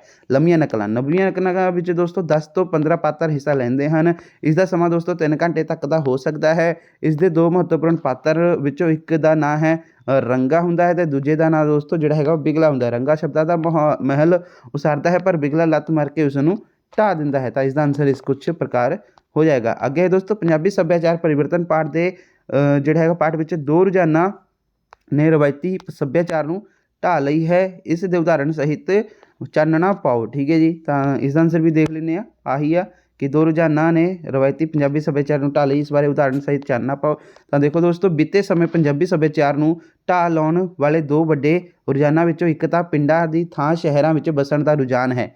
ਦੂਸਰਾ ਜਿਹੜਾ ਹੈਗਾ ਵਾ ਵੱਡਾ ਰੁਝਾਨ ਵੱਡੇ ਸਾਂਝੇ ਪਰਿਵਾਰਾਂ ਦੀ ਥਾਂ ਛੋਟੇ ਜੋੜਾ ਪਰਿਵਾਰਾਂ ਦਾ ਵਧਣਾ। ਇਹਨਾਂ ਕਰਕੇ ਸਾਡੇ ਬਹੁਤ ਸਾਰੇ ਤਿਉਹਾਰ ਜਿਵੇਂ ਤੀਆਂ, ਲੋਹੜੀ ਅਤੇ ਸਾਂਝੀ ਇਸ ਹੱਦ ਬਦਲ ਗਏ ਹਨ ਕਿ ਹੁਣ ਪੰਜਾਬੀ ਤਿਉਹਾਰ ਹੀ ਨਹੀਂ ਲੱਗਦੇ। ਮਿਸਾਲ ਵਜੋਂ ਪਿੰਡ ਵਿੱਚ ਸਾਉਣ ਦੇ ਮਹੀਨੇ ਪੂਰਾ ਪੰਦਰਵਾੜਾ ਲੱਗਣ ਵਾਲੀਆਂ ਤੀਆਂ ਵਿਆਹਾਂ ਕੁੜੀਆਂ ਤੇ ਮੁੜ ਮਿਲਣ ਦਾ ਸਾਧਨ ਤੇ ਨਵੀਆਂ ਕੁੜੀਆਂ ਲਈ ਗਿੱਧਾ ਸਿੱਖਣ ਦੀ ਵਰਕਸ਼ਾਪ ਸੀ। ਪਰੰਤੂ ਅੱਜ ਕਲੱਬਾਂ ਤੇ ਦਫ਼ਤਰਾਂ ਵਿੱਚ ਲੱਗਣ ਵਾਲੀਆਂ ਤੀਆਂ ਤੇ ਹੋਰ ਤਿਉਹਾਰਾਂ ਆਧੁਨਿਕ ਖਪਤਕਾਰੀ ਯੁੱਗ ਵਿੱਚ ਚਾਪਲੂਸੀ ਤੇ ਸਾਧਨ ਬਣ ਕੇ ਰਹਿ ਗਏ ਹਨ। ਨੌਕਰੀ ਪੇਸ਼ਾ ਸਮਾਜ ਤੇ ਵਿਕਸਿਤ ਹੋਣ ਨਾਲ ਪਰਿਵਾਰ ਛੋਟੇ ਹੋਣ ਲੱਗੇ ਹਨ। ਇਹਨਾਂ ਆਧੁਨਿਕ ਜੋੜਾ ਪਰਿਵਾਰਾਂ ਵਿੱਚ ਸੰਯੁਕਤ ਪਰਿਵਾਰ ਵਿੱਚ ਨਾ ਮਿਲਣ ਵਾਲੀ ਵਿਅਕਤੀਗਤ ਆਜ਼ਾਦੀ ਤਾਂ ਹੈ ਪਰ ਦੁੱਖ ਸੁੱਖ ਦੀ ਸਾਂਝ ਨਾ ਮਾਤਰ ਦੀ ਹੈ। ਨਵੀਂ ਪੀੜ੍ਹੀ ਆਪਣੇ ਸੱਭਿਆਚਾਰਕ ਸੰਸਕਾਰ ਪੁਰਾਣੀ ਪੀੜ੍ਹੀ ਤੋਂ ਹੀ ਪ੍ਰਾਪਤ ਕਰਦੇ ਹੁੰਦੇ ਹਨ, ਪਰ ਜੇਕਰ ਘਰ ਵਿੱਚ ਜਿਹੜਾ ਹੈਗਾ ਵਾ ਬਜ਼ੁਰਗ ਹੀ ਨਹੀਂ ਹਨ ਤਾਂ ਲੋਕਧਾਰਾ ਅੱਗੇ ਨਹੀਂ ਤੁਰ ਸਕਦੀ। ਬੇਸ਼ੱਕ ਬਦਲਦੀਆਂ ਪਰਿਸਥਿਤੀਆਂ ਵਿੱਚ ਰਵਾਇਤੀ ਕਿਸਮ ਦੇ ਵੱਡੇ ਜਿਹੜੇ ਹੈਗੇ ਸੰਯੁਕਤ ਪਰਿਵਾਰਾਂ ਦਾ ਹੋਣਾ ਸੰਭਵ ਨਹੀਂ ਹੈ, ਪਰ ਜੋੜਾ ਪਰਿਵਾਰ ਵਿੱਚ ਮਾਪਿਆਂ ਨਾਲ ਰੱਖ ਕੇ ਛੋਟੇ ਜਿਹੇ ਵੱਡੇ ਪਰਿਵਾਰ ਦਾ ਜਿਹੜਾ ਹੈਗਾ ਵਾ ਵਿਚਕਾਰਲਾ ਰੂਪ ਕਾਇਮ ਰੱਖਿਆ ਜਾ ਸਕਦਾ ਹੈ। ਇਸ ਨਾਲ ਮਾਪਿਆਂ ਪ੍ਰਤੀ ਫਰਜ਼ ਵੀ ਅਦਾ ਹੋ ਸਕਦਾ ਹੈ ਤੇ ਬਜ਼ੁਰਗ ਨਵੀਂ ਪੀੜ੍ਹੀ ਲਈ ਜਿਹੜਾ ਹੈਗਾ ਰਾਹ ਦਸ਼ੇਰਾ ਵੀ ਬਣ ਸਕਦੇ ਹਨ। ਅਗਲਾ ਪ੍ਰਸ਼ਨ ਦੇਖਦੇ ਹਾਂ। ਤਾਂ ਦੋਸਤੋ ਅਗਲਾ ਪ੍ਰਸ਼ਨ ਇਹ ਹੈ ਕਿ ਤੁਹਾਡੇ ਕਸਬੇ ਵਿੱਚ 2 ਪਹੀਆ ਦੀ ਜਿਹੜੀ ਹੈਗੀ ਵਾ ਮੰਗ ਦਿਨੋਂ ਦਿਨ ਵੱਧ ਰਹੀ ਹੈ, ਜਿਸ ਦੇ ਚੱਲਦਿਆਂ ਹੀਰੋ ਮੋਟਰਸ ਦਿੱਲੀ ਤੋਂ ਏਜੰਸੀ ਲੈਣ ਲਈ ਆਪਣੀ ਯੋਗਤਾ ਸਮਰੱਥਾ ਦੱਸਦੇ ਹੋਏ ਪੱਤਰ ਲਿਖੋ। ਠੀਕ ਹੈ ਜੀ, ਤਾਂ ਦੇਖ ਲੈਂਦੇ ਹਾਂ ਇਸ ਦਾ ਆਨਸਰ ਵੀ ਪੱਤਰ ਲਿਖਣਾ ਵਾ ਆਪਾਂ। ਠੀਕ ਹੈ ਜੀ, ਤਾਂ ਆਹੀ ਹੈ ਤੁਹਾਡੇ ਕਸਬੇ ਵਿੱਚ 2 ਪਹੀਆ ਵਾਹਨਾਂ ਦੀ ਮੰਗ ਦਿਨੋਂ ਦਿਨ ਵੱਧ ਰਹੀ ਹੈ। ਠੀਕ ਹੈ ਜੀ, ਤੇ ਦੇਖੋ ਦੋਸਤੋ ਸਿਮਰਨ ਐਂਟਰਪ੍ਰਾਈਜ਼ ਜਲੰਧਰ ਰੋਡ ਭੋਗਪੁਰ, ਹਵਾਲਾ ਨੰਬਰ 2115, ਮਿਤੀ 8 ਮਾਰਚ 2023, ਜਨਰਲ ਮੈਨੇਜਰ ਸਾਹਿਬ ਹੀਰੋ ਮੀਟਰ, ਬਸੰਤ ਵਿਹਾਰ, ਨਵੀਂ ਦਿੱਲੀ। ਵਿਸ਼ਾ ਕੀ ਹੈ? ਹੀਰੋ ਬਾਈਕ ਦੀ ਏਜੰਸੀ ਲੈਣ ਸੰਬੰਧੀ। ਸ਼੍ਰੀਮਾਨ ਜੀ, ਬੇਨਤੀ ਹੈ ਕਿ ਸਾਡੇ ਇਲਾਕੇ ਵਿੱਚ ਤੁਹਾਡੀ ਕੰਪਨੀ ਦੇ ਬਣੇ ਬਾਈਕ ਦੀ ਮੰਗ ਦਿਨੋਂ ਦਿਨ ਜਿਹੜੀ ਹੈਗੀ ਵੱਧ ਰਹੀ ਹੈ, ਜਿਸ ਕਰਕੇ ਮੈਂ ਆਪਣੇ ਕਸਬੇ ਵਿੱਚ ਆਪਣੇ ਹੀਰੋ ਬਾਈਕ ਦੀ ਏਜੰਸੀ ਖੋਲ੍ਹਣੀ ਚਾਹੁੰਦਾ ਹਾਂ। ਇਸ ਸੰਬੰਧੀ ਹੇਠ ਲਿਖੇ ਤੱਥ ਆਪ ਦੇ ਧਿਆਨ ਵਿੱਚ ਹਿੱਤ ਹਨ। ਇਸ ਕਸਬੇ ਦੀ ਆਬਾਦੀ ਲਗਭਗ 50,000 ਹੈ। ਇਸ ਕਸਬੇ ਦੇ ਨੇੜੇ ਕੋਈ ਹੋਰ ਵੱਡਾ ਸ਼ਹਿਰ ਜਾਂ ਮਾਰਕੀਟ ਨਹੀਂ ਹੈ ਜਿੱਥੇ ਦਾ ਕਾਰੋਬਾਰ ਇੱਥੇ ਏਜੰਸੀ ਖੋਲ੍ਹਣਾ ਪ੍ਰਭਾਵਿਤ ਹੋਵੇ। ਮੈਂ ਇੱਥੇ ਪਹਿਲਾਂ ਹੀ ਮੁੱਖ ਸੜਕ ਉੱਤੇ ਸਾਈਕਲ ਵੇਚਣ ਦਾ ਕਾਰੋਬਾਰ ਚਲਾ ਰਿਹਾ ਹਾਂ। ਮੈਂ ਹੁਣ ਆਪਣੀ ਦੁਕਾਨ ਦੇ ਨਾਲ 3 ਕਨਾਲ ਜਗ੍ਹਾ ਹੋਰ ਖਰੀਦ ਲਈ ਹੈ, ਜਿਸ ਦਾ ਮੱਥਾ 50 ਫੁੱਟ ਹੈ। ਮੇਰੇ ਕੋਲ ਆਪਣੇ ਬਚਤ ਖਾਤੇ ਵਿੱਚ 50 ਲੱਖ ਰੁਪਏ ਜਮ੍ਹਾਂ ਹਨ। ਮੇਰੇ ਕਾਰੋਬਾਰ ਨਾਲ ਪਹਿਲਾਂ ਹੀ ਆਲੇ ਦੁਆਲੇ ਦੇ ਇਲਾਕੇ ਤੇ ਪਿੰਡ ਦੇ ਬਹੁਤ ਸਾਰੇ ਗ੍ਰਾਹਕ ਤੇ ਪਰਿਵਾਰ ਜੁੜੇ ਹੋਏ ਹਨ। ਇਸ ਕਰਕੇ ਮੈਨੂੰ ਜਿਹੜਾ ਹੈਗਾ ਹੀਰੋ ਬਾਈਕ ਵੇਚਣ ਵਿੱਚ ਕੋਈ ਸਮੱਸਿਆ ਨਹੀਂ ਆਵੇਗੀ। ਮੈਨੂੰ ਦੱਸਿਆ ਜਾਵੇ ਕਿ ਆਪਦੇ ਬਾਈਕ ਦੀ ਏਜੰਸੀ ਲੈਣ ਲਈ ਸਿਕਿਉਰਿਟੀ ਕਿੰਨੀ ਅਦਾ ਕਰਨੀ ਪੜੇਗੀ ਤੇ ਕਿੰਨੀ ਜਿਹੜੀ ਹੈਗੀ ਸ਼ਰਤਾਂ, ਕਿਹੜੀਆਂ ਸ਼ਰਤਾਂ ਹੋਣਗੀਆਂ, ਉਹਨਾਂ ਦੀ ਕਿਹੜੀ ਪਾਲਣਾ ਕਰਨੀ ਪਵੇਗੀ। ਠੀਕ ਹੈ, ਆਸ ਹੈ ਕਿ ਆਪ ਉਪਰੋਕਤ ਸਾਰੇ ਤੱਥ ਧਿਆਨ ਵਿੱਚ ਰੱਖਦੇ ਹੋਏ ਮੈਨੂੰ ਆਪਣੀ ਜਿਹੜਾ ਹੈਗਾ ਵਾ ਬਾਈਕ ਦੀ ਏਜੰਸੀ ਦੇਣ ਦੀ ਕਿਰਪਾ ਕਰੋਗੇ। ਮੈਂ ਯਕੀਨ ਦਿਵਾਉਂਦਾ ਹਾਂ ਕਿ ਆਪ ਵੱਲੋਂ ਨਿਰਧਾਰਿਤ ਸ਼ਰਤਾਂ ਤੇ ਨਿਯਮਾਂ ਦੀ ਪੂਰੀ ਪਾਲਣਾ ਕੀਤੀ ਜਾਵੇਗੀ ਤੇ ਕਾਰੋਬਾਰ ਨੂੰ ਜਿਹੜਾ ਹੈਗਾ ਪੂਰੀ ਮਿਹਨਤ ਨਾਲ ਚਲਾਇਆ ਜਾਵੇਗਾ। ਧੰਨਵਾਦ ਸਹਿਤ ਆਪ ਦਾ ਵਿਸ਼ਵਾਸ ਪਾਤਰ ਸਰੂਪ ਸਿੰਘ। ਮੋਬਾਈਲ ਨੰਬਰ ਇੱਥੇ ਤੁਸੀਂ ਲਿਖ ਦੇਣਾ ਵਾ। ਤੇ ਹੁਣ ਅਗਲਾ ਪ੍ਰਸ਼ਨ ਦੇਖ ਲੈਂਦੇ ਹਾਂ। ਅਗਲਾ ਪ੍ਰਸ਼ਨ ਹੈ ਦੋਸਤੋ, ਤੁਸੀਂ ਪੜ੍ਹੇ ਲਿਖੇ ਨੌਜਵਾਨ ਹੋ। ਭਾਰਤ ਯਾਨੀ ਕਿ LIC ਵਿੱਚ LIC ਨੂੰ ਦੋਸਤੋ ਜਿਹੜਾ ਹੈਗਾ ਵਾ, ਠੀਕ ਹੈ ਜੀ, LIC ਆਫ ਇੰਡੀਆ ਭਾਰਤੀ ਜੀਵਨ ਬੀਮਾ ਨਿਗਮ ਨੂੰ ਆਪਣੀ ਯੋਗਤਾ ਦੱਸਦੇ ਹੋਏ ਬੀਮਾ ਏਜੰਟ ਬਣਨ ਲਈ ਪੱਤਰ ਲਿਖੋ। ਠੀਕ ਹੈ ਜੀ, ਤਾਂ ਇਸ ਦਾ ਆਨਸਰ ਦੇਖ ਲੈਂਦੇ ਹਾਂ ਦੋਸਤੋ। ਆ ਦੇਖੋ, ਤੁਸੀਂ ਪੜ੍ਹੇ ਲਿਖੇ ਨੌਜਵਾਨ ਹੋ। ਜੀਵਨ ਬੀਮਾ ਨਿਗਮ ਨੂੰ ਆਪਣੀ ਯੋਗਤਾ ਦੱਸਦੇ ਹੋਏ ਬੀਮਾ ਏਜੰਟ ਬਣਨ ਲਈ ਜਿਹੜਾ ਹੈਗਾ ਵਾ ਪੱਤਰ ਲਿਖੋ। ਤਾਂ ਦੋਸਤੋ ਦੇਖੋ 224 ਬਾਗ ਬਹਾਰੀਆ ਕਪੂਰਥਲਾ ਰੋਡ ਜਲੰਧਰ, ਹਵਾਲਾ ਨੰਬਰ 114, ਮਿਤੀ 16 ਅਗਸਤ 2023, ਡਿਵੈਲਪਮੈਂਟ ਅਫਸਰ ਭਾਰਤੀ ਜੀਵਨ ਬੀਮਾ ਨਿਗਮ ਜਲੰਧਰ। ਵਿਸ਼ਾ ਕੀ ਹੈ? LIC ਦਾ ਏਜੰਟ ਬਣਨ ਲਈ। ਠੀਕ ਹੈ ਜੀ, ਸ਼੍ਰੀਮਾਨ ਜੀ, ਬੇਨਤੀ ਹੈ ਕਿ ਮੈਂ BA ਪਾਸ ਹਾਂ ਅਤੇ ਮਾਈਕਰੋਸਾਫਟ ਆਫਿਸ ਦਾ ਕੋਰਸ ਵੀ ਕੀਤਾ ਹੋਇਆ ਹੈ। ਮੈਂ ਜੀਵਨ ਬੀਮਾ ਨਿਗਮ ਦਾ ਏਜੰਟ ਬਣਨਾ ਚਾਹੁੰਦਾ ਹਾਂ। ਮੈਂ ਇਸ ਸੰਬੰਧੀ ਹੋਣ ਵਾਲੇ ਲਾਇਸੈਂਸਿੰਗ ਟੈਸਟ ਨੂੰ ਦੇਣ ਲਈ ਤਿਆਰ ਹਾਂ। ਇਸ ਸੰਬੰਧੀ ਮੇਰਾ ਨਾਮ ਜਿਹੜਾ ਹੈਗਾ ਦਾਖਲ ਕਰ ਲਿਆ ਜਾਵੇ ਅਤੇ ਪ੍ਰੀਖਿਆ ਅਤੇ ਕੋਰਸ ਅਤੇ ਮਿਤੀ ਸੰਬੰਧੀ ਜਿਹੜਾ ਹੈਗਾ ਮੈਨੂੰ ਸੂਚਿਤ ਕੀਤਾ ਜਾਵੇ। ਧੰਨਵਾਦ ਸਹਿਤ ਆਪ ਦਾ ਵਿਸ਼ਵਾਸ ਪਾਤਰ ਗੁਰਵਿੰਦਰ ਸਿੰਘ। ਮੋਬਾਈਲ ਨੰਬਰ ਜਿਹੜਾ ਹੈਗਾ ਤੁਸੀਂ ਇੱਥੇ ਲਿਖ ਦੇਣਾ ਵਾ। ਕੋਈ ਅੱਗੇ ਹੈ ਦੋਸਤੋ ਆਪਣਾ ਕਿ ਹੇਠ ਲਿਖੇ ਪੈਰੇ ਨੂੰ ਤੁਸੀਂ ਜਿਹੜਾ ਹੈਗਾ ਪੜ੍ਹਨਾ ਵਾ, ਫਿਰ ਉਸਦਾ ਜਿਹੜਾ ਹੈਗਾ ਵਾ ਸੰਖੇਪ ਰਚਨਾ ਕਰਨੀ ਹੈ ਅਤੇ ਸਿਰਲੇਖ ਵੀ ਦੇਣਾ ਵਾ ਢੁਕਵਾ। ਠੀਕ ਹੈ ਜੀ, ਤਾਂ ਇਹਦੇ ਵਿੱਚ ਦੋਸਤੋ ਸਭ ਤੋਂ ਪਹਿਲਾਂ ਤੁਸੀਂ ਸਕਰੀਨ ਨੂੰ ਰੋਕੋ, ਇੱਥੋਂ ਤੋਂ ਲੈ ਕੇ ਇੱਥੇ ਤੱਕ ਚੰਗੀ ਤਰ੍ਹਾਂ ਪੜ੍ਹ ਲਓ, ਫਿਰ ਆਪਾਂ ਇਹਦਾ ਸੰਖੇਪ ਰਚਨਾ ਅਤੇ ਸਿਰਲੇਖ ਦੇਖਾਂਗੇ। ਠੀਕ ਹੈ ਜੀ, ਬਾਕੀ ਜਿਹੜਾ ਪੇਪਰ ਦੇ ਵਿੱਚ ਤੁਹਾਨੂੰ ਆਏਗਾ ਨਾ, ਤੁਸੀਂ ਉਸ ਨੂੰ ਚੰਗੀ ਤਰ੍ਹਾਂ ਪੜ੍ਹਿਓ, ਫਿਰ ਇਹਦੇ ਵਿੱਚ ਜਿਹੜੀ ਵਰਡਿੰਗ ਬਾਰ-ਬਾਰ ਘੁੰਮ ਰਹੀ ਹੋਊਗੀ ਉਹੀ ਉਸਦਾ ਸਿਰਲੇਖ ਬਣੂਗਾ ਅਤੇ ਇਹਦੀਆਂ ਇੰਪੋਰਟੈਂਟ 3-4 ਲਾਈਨਾਂ ਸੰਖੇਪ ਰਚਨਾ ਕਰਕੇ ਲਿਖ ਦਿਓ। ਠੀਕ ਹੈ ਜੀ, ਤਾਂ ਚਲੋ ਆਪਾਂ ਦੇਖਦੇ ਹਾਂ ਇਸ ਦਾ ਉੱਤਰ। ਆ ਦੇਖ ਸਕਦੇ ਹੋ ਦੋਸਤੋ, ਹਾਂਜੀ ਇੱਥੇ ਵੇਟ। ਤਾਂ ਦੋਸਤੋ ਇਸ ਦਾ ਆਨਸਰ ਦੇ ਸਕਦੇ ਹੋ ਕਿ ਸਾਡੇ ਅਨੇਕਾਂ ਨੌਜਵਾਨ। ਠੀਕ ਹੈ ਜੀ, ਆਹੀ ਵਾਲਾ ਤੁਹਾਡਾ ਜਿਹੜਾ ਸੀਗਾ ਇਹ ਦਿੱਤਾ ਹੋਇਆ ਸੀਗਾ ਪੈਰਾ। ਠੀਕ ਹੈ ਜੀ, ਅਤੇ ਇਹਦਾ ਸਿਰਲੇਖ ਬਣੇਗਾ ਦੋਸਤੋ ਕੰਮ ਦੀ ਚੋਣ। ਠੀਕ ਹੈ ਜੀ, ਅਤੇ ਸੰਖੇਪ ਰਚਨਾ ਦੋਸਤੋ ਇਸ ਤਰ੍ਹਾਂ ਦੀ ਹੈਗੀ ਕਿ ਅਨੇਕਾਂ ਨੌਜਵਾਨ ਜ਼ਿੰਦਗੀ ਅਤੇ ਕੰਮ ਦੀ ਚੋਣ ਵਿੱਚ ਜਿਹੜਾ ਹੈਗਾ ਵਾ ਡਾਵਾਡੋਲ ਰਹਿੰਦੇ ਹਨ। ਕੰਮ ਦੀ ਚੋਣ ਜ਼ਿੰਦਗੀ 'ਚ ਜਿਹੜਾ ਹੈਗਾ ਕਾਮਯਾਬੀ ਦਾ ਆਧਾਰ ਹੈ। ਅਨੇਕਾਂ ਲੋਕ ਕੰਮ ਦੀ ਜਿਹੜੀ ਹੈਗੀ ਗਲਤ ਚੋਣ ਕਾਰਨ ਜਿਹੜਾ ਹੈਗਾ ਆਪਣਾ ਪੂਰਾ ਮੁੱਲ ਨਹੀਂ ਪਵਾ ਸਕਦੇ।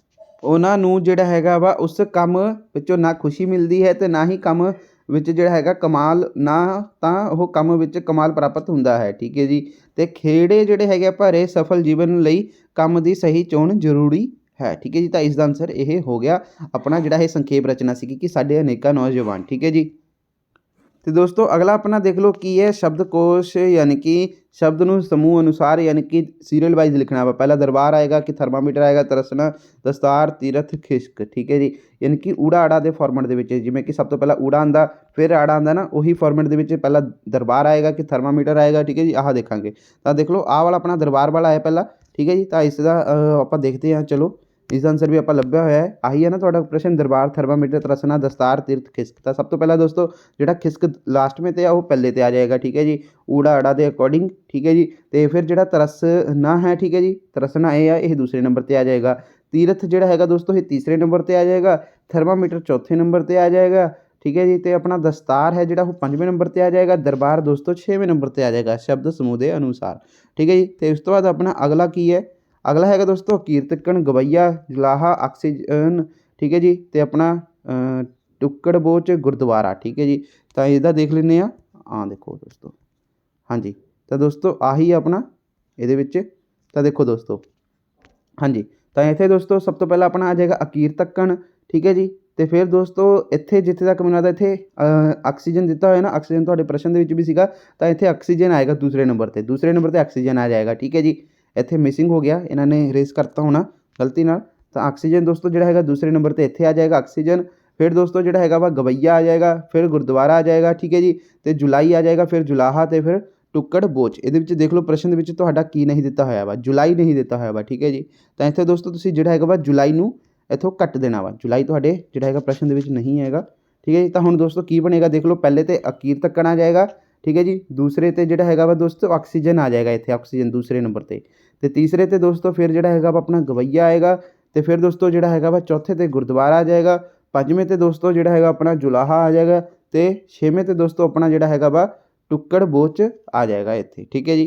तो अगला हुण दोस्तों आंसर देख लेने अपना, हेठ लिखिया वाकां विचों किसी 3 वाकां दा ब्रैकटां विच दिते निर्देश अनुसार वाक वटांदरा करो, यानी कि आ जिहड़ा प्रश्न दिता होया वा इस नूं मिश्रित वाक दे विच कन्वर्ट करना वा। सब तो पहला देखो समझदार बच्चे मापियां दा कहना मंनदे हन, मिश्रित वाक दे विच इस नूं कन्वर्ट करिए तो देखो दोस्तों की बनेगा कि जिहड़े बच्चे समझदार हुंदे हन ओह मापियां दा कहना ਮੰਨਦੇ ਹਨ, ठीक है जी। तो समझदार बच्चे मापियां दा कहना किहा ਮੰਨਦੇ ਹਨ, तो इसका मिश्रित वाक यह बन जाएगा थल्ले वाला, ठीक है जी। तो अगला प्रश्न है दोस्तों कि काश मैं डॉक्टर हुंदा, इसनूं सधारण वाक दे विच लिखो। तो देखो दोस्तों मेरी इच्छा है कि मैं डॉक्टर हुंदा, ठीक है जी, यह सधारण वाक इसका बन जाएगा, ठीक है। तो अगे है दोस्तों अपना कि जदों मैं स्कूल पहुंचा तो घंटी बज गई, संयुक्त वाक दे विच इसनूं कन्वर्ट करना वा। तो देखो दोस्तों जदों मैं स्कूल पहुंचा तो घंटी बज गई, इसका आएगा मैं स्कूल पहुंचा तो घंटी वज गई, ठीक है जी। अगला है दोस्तों कि किसे नाल जिहड़ा हैगा कौड़ा ना बोलो, हाँ वाचक दे विच इसनूं कन्वर्ट करना वा, ठीक है जी। तो देखो दोस्तों किसे नाल कौड़ा ना बोलो, तो इसका जिहड़ा आंसर देख लो की आएगा कि सब नाल जिहड़ा हैगा वा मिठा बोलो, ठीक है जी। तो अगे है दोस्तों अपना कि ओह वापस नहीं परतेगा, कर्मणी वाक दे विच कन्वर्ट करना वा इसनूं। तो देखो दोस्तों ओह वापस नहीं परतेगा, तो इसका दोस्तों की आएगा देख लो कि उसनूं वापस नहीं परताया जा सकेगा, ठीक है। तो उस तो बाद दोस्तों ये हो गया अपना, हुण हैगा अकौथां ने अकौथां किसी 4 नूं वाकां विच वरतो। तो देखो आप सारे ही देखांगे, अगे सप ते पिछे सी, सच्चे मार्ग चलदे उस्तत करे जहां, ठीक है जी। 2 ये पहला कर लेने आपां। तो दोस्तों अगे सप ते पिछे सी, तो देखो दोस्तों की है कि यह खान उदों वरती जाती है जदों आदमी मुश्किलों या फिर डर कारण ना तो अगे हो वध सकता है ना ही वो पिछे मुड़ सकता है। ਜਿਹੜੇ लोग कर्जे चुक के एजेंट के राही दोस्तों गैर कानूनी ढंग नाल विदेश विच जाते हैं, उन्हां दी हालत अगे सप ते पिछे सी वाली हुंदी है। वो ना तो कर्जे के डर पिछे मुड़न जोगे हुंदे हैं, ना ही विदेश विच पुलिस के डर कारण चैन नाल किथे रहण दी रोजी कमाउण जोगे, ठीक है जी। तो अगला प्रश्न दोस्तों की सीगा, सच्चे मार्ग चलदे उस्तत करे जहान। तो इसका भी देख लेने आंसर, सच्चे मार्ग चलदे उस्तत करे जहान मतलब कि सच्चाई के राह ते तुरन वाले दुनिया की वडियाई दे प्राप्त करते हैं, लोक भलाई दे काम करन वाले लोगों की प्रशंसा के पात्र बनते हैं। ठीक ही कहा गया है कि सच्चे मार्ग चलदे उस्तत करे जहान। अगला है दोस्तों हिंग लगे ना फटकड़ी रंग चोखा आवे। तो इसका भी देख लेने आ रहा दोस्तों, हिंग लगे ना फटकड़ी रंग चोखा आवे। तो इसका आंसर बनेगा मतलब कि जदों खर्च कुछ ना होवे लाभ बहुत होवे तो यह अखाण वरती जाती है। मास्टर जी ने बच्चों को उपदेश दिंदियां कहा कि मिठा बोलन उत्ते खर्च कुछ भी नहीं हुंदा, पर इस नाल सानू मिल बहुत कुछ जाता है। आखे हिंग लगे ना फटकरी रंग चोखा आवे, ठीक है जी। तो अगे है घर दा सड़िया बन गया बन नूं लगी अग। तो इसका आंसर भी देख लो दोस्तों आ रहा कि घर दा सड़िया बन गया बन नूं लगी अग, जदों कोई एक थां दी तंगी तो बचण लई होर थां जिहड़ा हैगा वा जावे पर अगों उसनूं होर मुसीबत घेर लवे। घर की आर्थिक तंगी तो दुखी होकर राम सिंह एक एजेंट के टोटे चढ़िया, जमीन वेच के जर्मनी विच रोजी कमाउण गया, ठीक है। पर जहाज़े उतरते ही पुलिस ने काबू आ गया तो उसनूं फड़ के जेल विच ढक दिता। उसकी तो उही गल होगी, ठीक है जी। आखे कि घर दा सड़िया बन गया बन नूं लगी अग, ठीक है जी। अगला प्रश्न दोस्तों की है कि जो राती जागण कालियां सोए खान सुखालियां। ठीक है जी। तो आह वाला दोस्तों जिहड़ा हैगा वा खुद बहुत ही बार रिपीट हुई आ, तो इसनूं तुसीं पढ़ लेना वा चंगी तरह, क्योंकि दोस्तों ये तुहाडे एग्जाम के रिगार्डिंग ही हैगा वा प्रीख्या दे। ठीक है। तो देखो दोस्तों की इसदा मतलब जो राती जागण कालियां सोई खान सुखालियां, यानी कि सख्त मेहनत का फल मिलता है। ठीक है। ਜਿਹੜੇ विद्यार्थी दोस्तों रातां जाग जाग के सख्त मेहनत करते हैं वो ਪ੍ਰੀਖਿਆ ਵਿੱਚ ਚੰਗੇ ਨੰਬਰ ਲੈ ਕੇ ਆਉਂਦੇ ਤੇ ਜ਼ਿੰਦਗੀ ਵਿੱਚ ਉੱਚੇ ਅਹੁਦਿਆਂ ਤੇ ਪਹੁੰਚਦੇ ਤੇ ਜਿਹੜੇ ਹੈਗੇ ਸੁੱਖ ਮਾਣਦੇ ਹਨ। ਸਿਆਣਿਆਂ ਨੇ ਕਿਹਾ ਕਿ ਜੋ ਰਾਤਾਂ ਜਾਗਣ ਕਾਲੀਆਂ ਸੋਈ ਖਾਣ ਸੁਖਾਲੀਆਂ। ਠੀਕ ਹੈ ਜੀ। ਤਾਂ ਇਹ ਵੈਰੀ ਵੈਰੀ ਇੰਪੋਰਟੈਂਟ ਆ ਤੁਹਾਡੇ ਪ੍ਰੀਖਿਆ ਦੇ ਰਿਗਾਰਡਿੰਗ ਵੀ। ਅੱਗੇ ਦੋਸਤੋ ਪਾਣੀ ਵਿੱਚ ਸੋਟਾ ਮਾਰਿਆ ਪਾਣੀ ਦੋ ਨਹੀਂ ਹੋ ਜਾਂਦੇ। ਠੀਕ ਹੈ। ਤਾਂ ਇਸ ਦਾ ਦੇਖ ਲਓ ਆਨਸਰ ਕਿ ਪਾਣੀ ਵਿੱਚ ਸੋਟਾ ਮਾਰਿਆ ਪਾਣੀ ਦੋ ਨਹੀਂ ਹੁੰਦੇ। ਜਿੱਥੇ ਏਕਤਾ ਹੋਵੇ ਉੱਥੇ ਬਖੇਰੇਵਾ ਨਹੀਂ ਹੋ ਸਕਦਾ। ਫਿਰਕੂ ਏਕਤਾ ਦੇ ਜਿਹੜਾ ਹੈਗਾ ਮੁੱਦਈ ਲੀਡਰ ਨੇ ਕਿਹਾ ਕਿ ਵੀਰੋ ਰਲ ਮਿਲ ਕੇ ਰਹੋ, ਹਿੰਦੂ ਸਿੱਖਾਂ ਸਾਰਿਆਂ ਨੇ ਇੱਥੇ ਹੀ ਜੰਮਣਾ ਮਰਨਾ ਹੈ, ਪਾਣੀ ਵਿੱਚ ਸੋਟਾ ਮਾਰਿਆ ਪਾਣੀ ਦੋ ਨਹੀਂ ਹੁੰਦੇ। ਠੀਕ ਹੈ ਜੀ।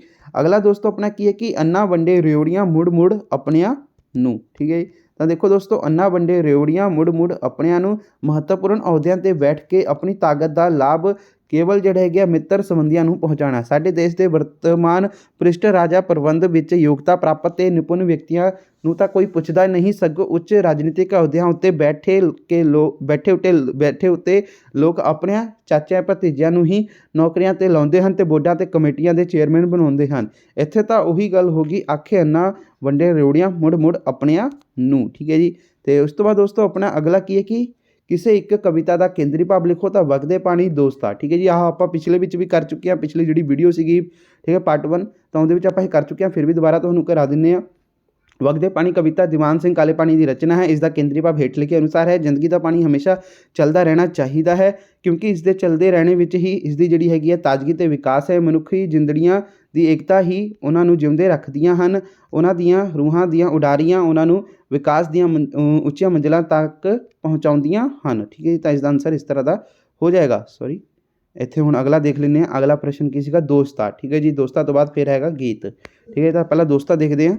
ਦੋਸਤੇ ਦਾ ਆਨਸਰ ਦੋਸਤਾ ਦਾ ਕੇਂਦਰੀ ਭਾਵ ਤਾਂ ਦੋਸਤੋ ਦੇਖੋ ਮਨੁੱਖ ਜਿਹੜਾ ਹੈਗਾ ਵਾ ਕਿਰਤ ਦੀਆਂ ਅਥਾਹ ਸਿਰਜਣਾਤਮਕ ਸ਼ਕਤੀਆਂ ਦਾ ਜਿਹੜਾ ਹੈਗਾ ਮਾਲਕ ਹੈ ਅਤੇ ਉਹ ਹੋਰ ਅੱਗੇ ਵੱਧ ਕੇ ਰਚਨਾ ਦਾ ਜਿਹੜਾ ਹੈਗਾ ਨਵਾਂ ਸੰਸਾਰ ਸਿਰਜ ਸਕਦਾ ਹੈ। ਇਸ ਲਈ ਉਸ ਨੂੰ ਜਿਹੜਾ ਹੈਗਾ ਵਾ ਹੋਰ ਉਤਸ਼ਾਹ ਅਤੇ ਜ਼ੋਰ ਨਾਲ ਅੱਗੇ ਵਧੇ ਜਾਣਾ ਚਾਹੀਦਾ ਹੈ। ਉਸ ਨੂੰ ਜਿਹੜਾ ਹੈਗਾ ਵਾ ਭਵਿੱਖ ਲਈ ਜਿਹੜਾ ਹੈਗਾ ਜਗਮਗਾ ਰਿਹਾ ਹੈ, ਉਸ ਨੂੰ ਅੱਗੇ ਵੱਧ ਕੇ ਉਸ ਦਾ ਪਿਆਰਾ ਮੂੰਹ ਚੁੰਮ ਲੈਣਾ ਚਾਹੀਦਾ ਹੈ। ਠੀਕ ਹੈ ਜੀ। ਤਾਂ ਇਹ ਦੋਸਤਾਂ ਦਾ ਹੋ ਗਿਆ ਕੇਂਦਰੀ ਭਾਵ। ਠੀਕ ਹੈ। ਉਸ ਤੋਂ ਅਗਲਾ ਦੋਸਤੋ ਕੀ ਹੈ ਆਪਣਾ ਗੀਤ। ਤਾਂ ਦੇਖੋ ਗੀਤ ਕੀ ਹੈ?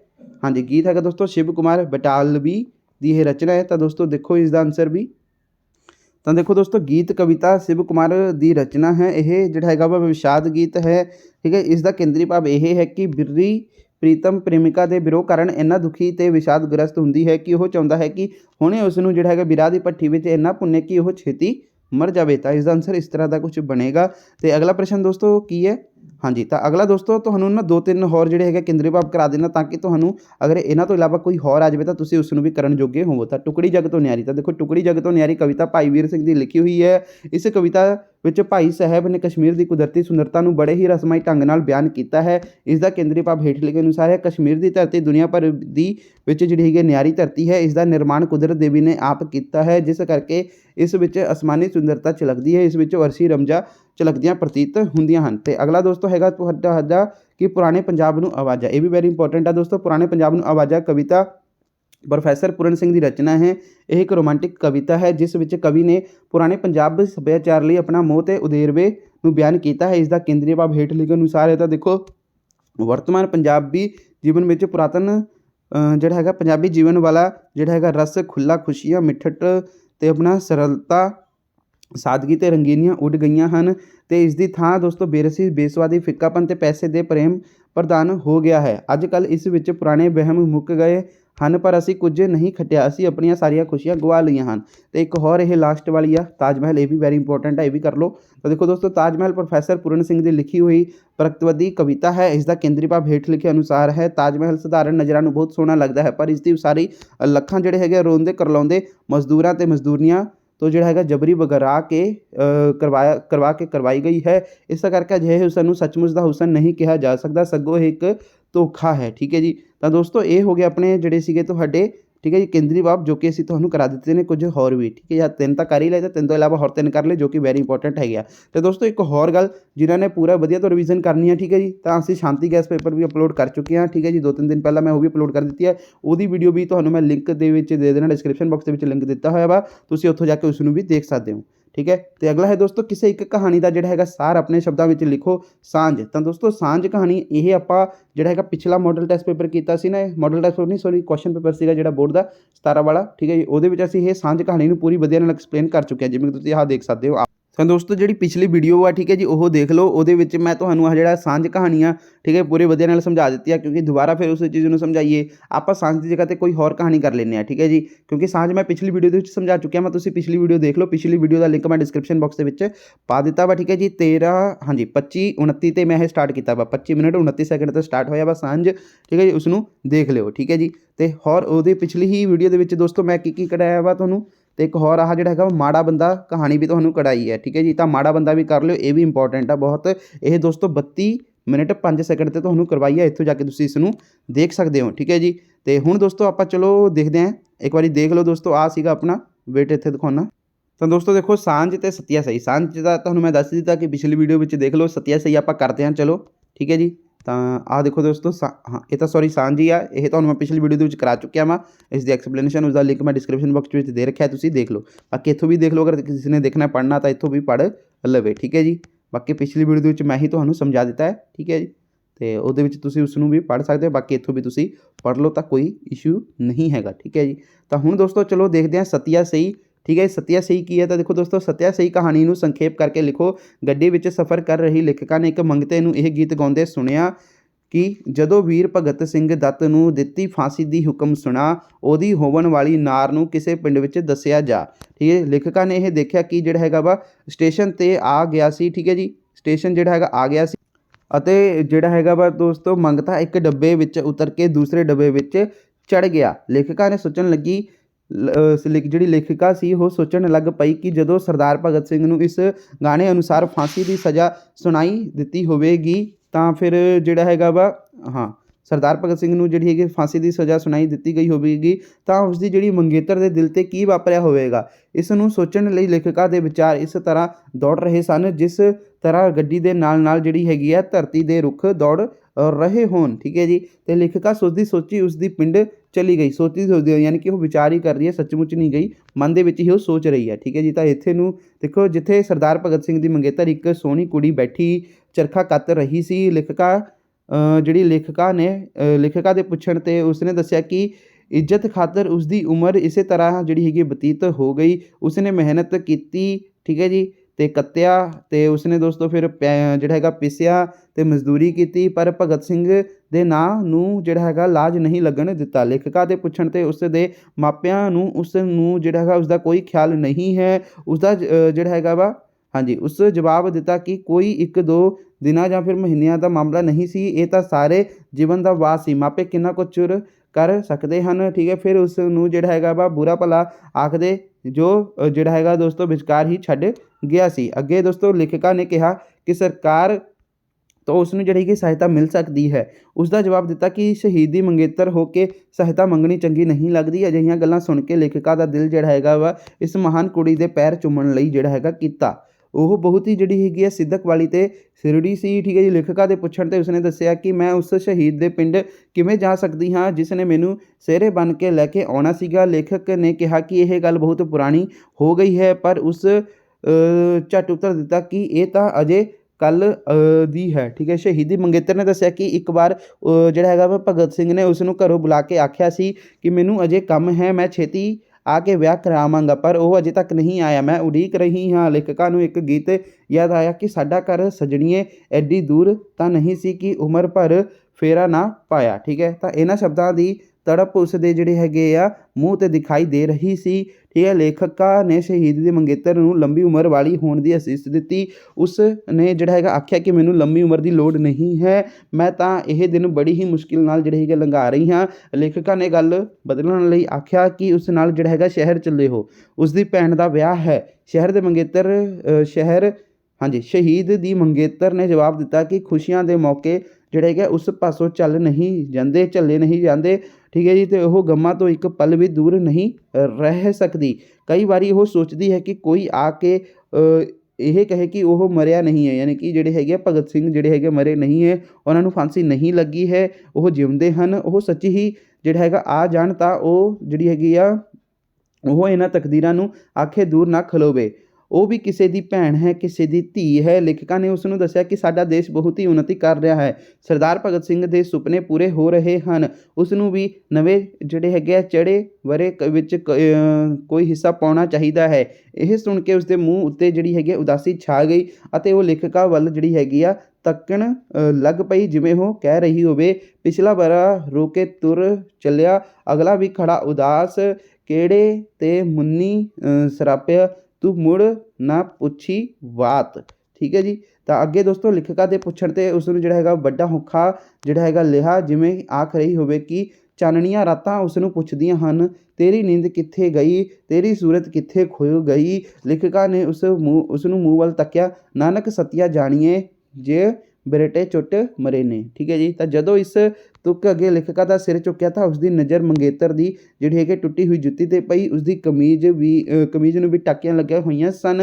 ਮੰਗੇਤਰ ਨੇ ਦੱਸਿਆ ਕਿ ਉਹ ਭਗਤ ਸਿੰਘ ਬਹੁਤ ਹੀ ਸੋਹਣਾ ਸੀ, ਸਾਰੇ ਪਿੰਡ ਦੀਆਂ ਕੁੜੀਆਂ ਅਤੇ ਪ੍ਰਾਹੁਣਿਆਂ ਨਾਲੋਂ ਵੀ ਉਹ ਵੱਧ ਸੋਹਣਾ ਸੀ। ਇਸ ਕਰਕੇ ਜਿਹੜਾ ਹੈਗਾ ਵਾ ਗੱਲਾਂ ਕਰਦਿਆਂ ਉਸਦਾ ਜਿਹੜਾ ਹੈਗਾ ਵਾ ਗਲਾ ਭਰ ਆਇਆ। ਉਹ ਮੰਗੇਤਰ ਆਪਣੇ ਜਿਹੜਾ ਹੈਗਾ ਹੱਥਾਂ ਵੱਲ ਵੇਖ ਰਹੀ ਸੀ, ਜਿਵੇਂ ਕਿ ਉਹ ਜਿਹੜੀ ਹੈਗੀ ਆ ਦੇਖ ਰਹੀ ਹੋਵੇ ਕਿ ਉਸ ਦੀ ਜਿਹੜੀ ਕਿਸਮਤ ਕਿਸ ਤਰ੍ਹਾਂ ਜਿਹੜੀ ਹੈਗਾ ਲਿਖ ਦਿੱਤਾ ਹੈ। ਲੇਖਕਾਂ ਨੇ ਉਸ ਵੱਲ ਜਿਹੜਾ ਹੈਗਾ ਵਾ ਵੇਖਿਆ, ਉਸ ਨੂੰ ਇਸ ਤਰ੍ਹਾਂ ਜਾਪਦਾ ਸੀ ਜਿਵੇਂ ਉਹ ਉਸ ਦੀਆਂ ਅੱਖਾਂ ਵਿੱਚ ਅੱਗ ਬਲ ਰਹੀ ਹੋਵੇ।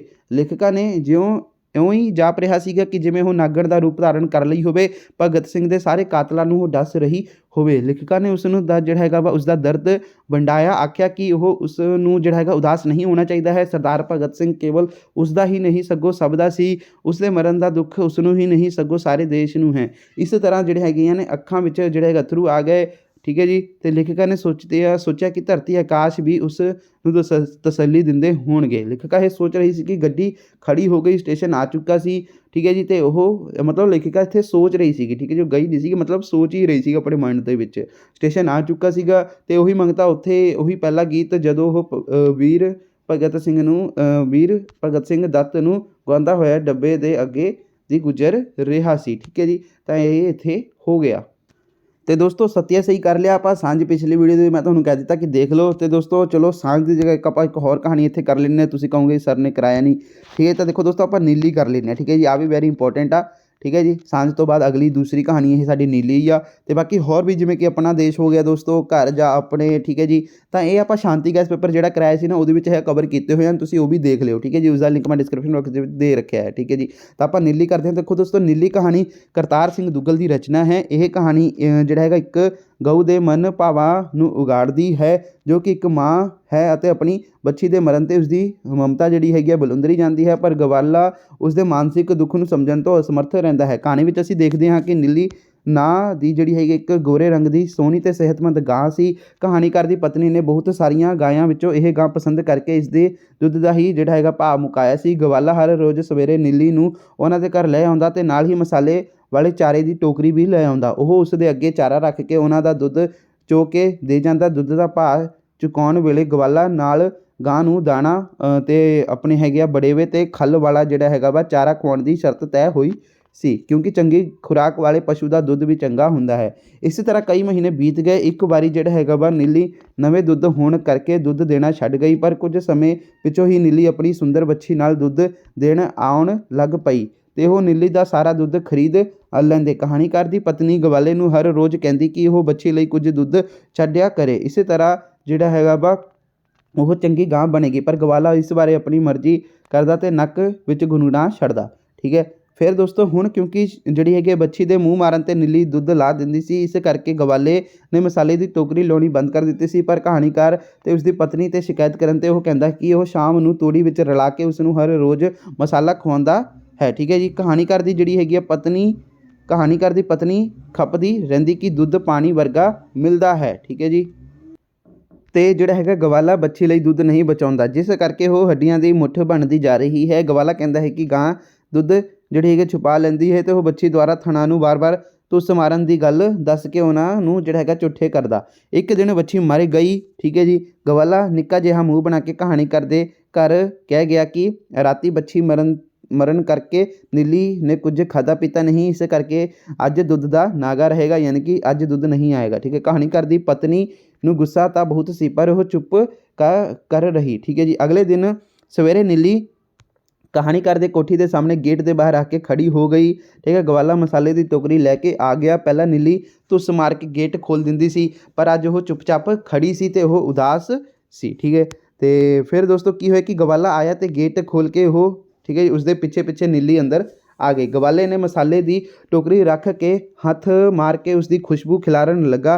नीली टोकरी कोल ना आई। गवाले ने फिर उस नू टोकरी उछाल के दाना दिखाया। नीली अगे आ गई पर उसने मसाले नू मूँह ना लाया। फिर गवाले ने नीली के सिर उत्ते जिहड़ा हैगा हथ फेरिया तो पुचकारिया। नीली ने अपनी जिहड़ी हैगी आ बूथनी टोकरी विच पा दी, पर उस तो कुछ खाधा नहीं जा रहा सीगा। वो मूँह मोड़न तो जिहड़ी है फिर टोकरी का जिहड़ा हैगा पिठ करके खड़ी हो गई। परेशान होया गवाला टोकरी चुक के जिहड़ा हैगा तुर पिया ते नीली उसके पिछे पिछे तुर पई। कहानीकार दी पत्नी कह रही सी कि उसने चुल्ली दुध बचाउण लई बच्ची गवा दी। उसने नौकर तो जिहड़ा हैगा वा डेयरी तो दुध लैण लई भेज दिता। कहानीकार उन्नी देर तक नीली नूं देखदा रहा जिन्ना चिर वो जिहड़ा हैगा अखे ओले ना हो गई। अगले दिन जिहड़ा हैगा मूँह झाक रही गवाला मसाले की टोकरी चुकी कहानीकार की कोठी में आ पुजा। उसके मगर जिहड़ी हैगी नीली भी सी, ठीक है। उसने टोकरी हेठा रख दी सी कि नीली अगे आके जिहड़ा हैगा मूँह मारन लग पई, ठीक है जी। गवाला जिहड़ा हैगा वा गागर फड़ के नीली कोल बैठ गया, पर वो परे हो गई। नीली नूं मसाला खांदी जिहड़ा हैगा देख के गवाला फिर उसदे तिन्ना दिनां दी भुखी सीगी वो, ठीक है जी। तां नेड़े होया दोस्तों, फिर सॉरी इत्थे सीगे गवाला जिहड़ा हैगा वा फिर उसदे जिहड़े हैगे नेड़े होया, पर वो फिर पिछां हो गई नीली, ठीक है। नीली टोकरी विच मूँह जमाई मसाला खा रही सीगी क्योंकि वो 3 दिनां दी जिहड़ी भुखी सीगी, ठीक है। गवाला उसदा जिहड़ा हैगा वा पिठ ते हत्थ फेरदा होया मूँह नाल उसनूं पुचकारदा रहा। गवाला नीली दे जिहड़ा हैगा हेठ बैठ गया ते ਉਹ ਨਾ ਹਿੱਲੀ, ਪਰ ਜਦੋਂ ਉਸਨੇ ਥਣਾ ਵੱਲ ਹੱਥ ਵਧਾਇਆ ਤਾਂ ਉਹ ਲੱਤ ਮਾਰ ਕੇ ਜਿਹੜੀ ਹੈਗੀ ਪਰੇ ਹੋ ਗਈ। ਗਵਾਲਾ ਸ਼ਰਮਿੰਦਾ ਜਿਹਾ ਹੋਇਆ ਉੱਠ ਕੇ ਬੈਠਾ ਤੇ ਨੀਲੀ ਦੇ ਸਿੰਗਾਂ ਨੂੰ ਪਿਆਰ ਕਰਨ ਲੱਗ ਪਿਆ। ਫਿਰ ਉਹ ਉਸ ਦੀ ਪਿੱਠ ਤੇ ਹੱਥ ਫੇਰਨ ਮਗਰੋਂ ਉਸ ਦੀ ਪੂਛ ਨਾਲ ਖੇਡਦਾ ਰਿਹਾ। ਫਿਰ ਉਸ ਦੇ ਕੋਲ ਬੈਠ ਕੇ ਉਸ ਦੀ ਪੂਛ ਨੂੰ ਮਲਦਾ ਤੇ ਉਸ ਦੀਆਂ ਲੱਤਾਂ ਨੂੰ ਸਾਫ਼ ਕਰਦਾ ਰਹਿੰਦਾ, ਠੀਕ ਹੈ। ਪਰ ਜਦੋਂ ਉਸ ਦੇ ਥਣੇ ਨੂੰ ਪੋਲੇ ਜਿਹੇ ਫੜਿਆ ਤਾਂ ਨੀਲੀ ਨੇ ਲੱਤ ਮਾਰ ਕੇ ਪਰੇ ਹੋ ਗਈ। ਇਹ ਦੇਖ ਕੇ ਗਵਾਲੇ ਨੂੰ ਗੁੱਸਾ ਆ ਗਿਆ। ਉਸਨੇ ਨੀਲੀ ਤੋਂ ਮਸਾਲੇ ਦੀ ਟੋਕਰੀ ਖੋਹ ਲਈ ਤੇ ਸਿਰ ਤੇ ਜਿਹੜਾ ਹੈਗਾ ਰੱਖ ਕੇ ਤੇਜ਼ੀ ਨਾਲ ਜਿਹੜਾ ਹੈਗਾ ਮੁੜ ਤੁਰਿਆ। ਉਸ ਨੂੰ ਜਾਂਦਾ ਦੇਖ ਕੇ ਨੀਲੀ ਅੜੰਗੀ, ਪਰ ਉਹ ਤੁਰਦਾ ਗਿਆ। ਨੀਲੀ ਕਿੰਨਾ ਚਿਰ ਉੱਥੇ ਖੜੀ ਅੜੰਗਦੀ ਰਹੀ ਜਿਵੇਂ ਕਿ ਗਵਾਲੇ ਨੂੰ ਕਹਿ ਰਹੀ ਹੋਵੇ ਕਿ ਉਹ ਸਮਝਦਾ ਕਿਉਂ ਨਹੀਂ, ਅਜੇ ਤਾਂ 2 ਦਿਨ ਤਾਂ ਹੋਏ ਹਨ ਉਸਦੀ ਧੀ ਨੂੰ ਮਰਿਆ, ਉਹ ਅਜੇ ਉਸ ਨੂੰ ਭੁਲਾ ਨਹੀਂ ਸਕੀ ਹੈ। ਪਰ ਭੈੜੇ ਪੇਟ ਅੱਗੇ ਜਿਹੜੀ ਕਿ ਪੇਸ਼ ਨਹੀਂ ਜਾਂਦੀ। ਉਸਦੀ ਲਾਡਲੀ ਦੇ ਭੋਲੇ ਭੋਲੇ ਬੁੱਲ ਜਦੋਂ ਉਸਦੇ ਥਣਾਂ ਨੂੰ ਲੱਗਦੇ ਸਨ ਤਾਂ ਉਸਦਾ ਦੁੱਧ ਆਪਣੇ ਆਪ ਹੀ ਜਿਹੜਾ ਹੈਗਾ ਲੈ ਆਉਂਦਾ ਸੀ, ਕਿ ਉਹ ਜਾਣਦਾ ਨਹੀਂ ਕਿ ਮਾਂ ਤੇ ਬੱਚੇ ਦਾ ਕੀ ਰਿਸ਼ਤਾ ਹੁੰਦਾ ਹੈ। ਠੀਕ ਹੈ ਕਿ ਉਹ ਕੁਝ ਦਿਨਾਂ ਤੱਕ ਉਸ ਨੂੰ ਭੁੱਲ ਜਾਵੇਗੀ ਤੇ ਉਹ ਦੁੱਧ ਵੀ ਦੇਵੇਗੀ, ਪਰ ਉਸ ਨੂੰ 1-2 ਦਿਨ ਹੋਰ ਸਬਰ ਕਰਨਾ ਪਵੇਗਾ। ਹੁਣ ਉਸ ਨੇ ਦੁੱਧ ਦਾ ਕੀ ਕਰਨਾ ਹੈ। ਦੁੱਧ ਪੀਣ ਵਾਲੀ ਤਾਂ ਚਲੀ ਗਈ, ਪਰ ਉਹ ਉਸ ਨੂੰ ਜਿਹੜਾ ਹੈਗਾ ਵਾ ਭੁੱਖਾ ਨਾ ਮਾਰੇ, ਆ ਕੇ ਉਸ ਨੂੰ ਦਾਣਾ ਚਾਰੇ। ਠੀਕ ਹੈ ਜੀ, ਜਿਹੜੀ ਦੁੱਧ ਪੀਣ ਵਾਲੀ ਚਲੀ ਗਈ ਯਾਨੀ ਕਿ ਉਸਦੀ ਬੱਚੀ ਦੀ ਗੱਲ ਹੋ ਰਹੀ ਹੈ ਇੱਥੇ।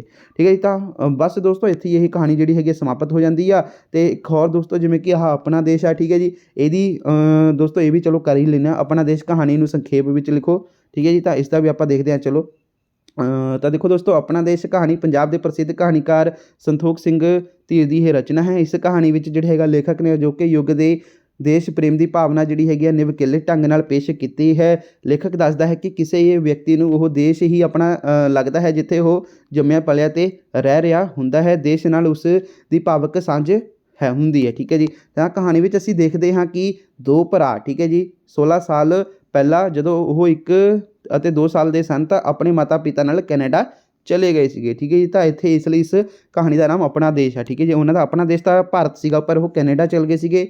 ਠੀਕ ਹੈ ਜੀ, ਤਾਂ ਮਾਤਾ ਪਿਤਾ ਨਾਲ ਉਹ ਕੈਨੇਡਾ ਚਲੇ ਗਏ ਸੀਗੇ। ਤਾਂ ਹੁਣ ਉਹਨਾਂ ਦਾ ਜਿਹੜਾ ਹੈਗਾ ਪਿਤਾ ਨਿਰੰਜਨ ਸਿੰਘ ਉਹਨਾਂ ਨੂੰ ਭਾਰਤ ਲੈ ਕੇ ਆਇਆ ਸੀ ਤਾਂ ਜੋ ਉਹ ਆਪਣੇ ਦੇਸ਼ ਨੂੰ ਦੇਖ ਸਕਣ, ਅਤੇ ਕਿਉਂਕਿ ਉਹਨਾਂ ਨੂੰ ਕੇਵਲ ਜਨਮ ਇੱਥੇ ਹੀ ਲਿਆ ਸੀ, ਪਰ ਉਹਨਾਂ ਦਾ ਜਿਹੜਾ ਹੈਗਾ ਲਗਾਓ ਕੈਨੇਡਾ ਦੀ ਧਰਤੀ ਉੱਤੇ ਹੀ ਸੀਗਾ। ਵਾਤਾਵਰਨ ਉਹਨਾਂ ਦਾ ਉੱਥੇ ਦਾ ਹੀ ਬਣਿਆ ਸੀਗਾ ਰਹਿਣ ਸਹਿਣ ਦਾ।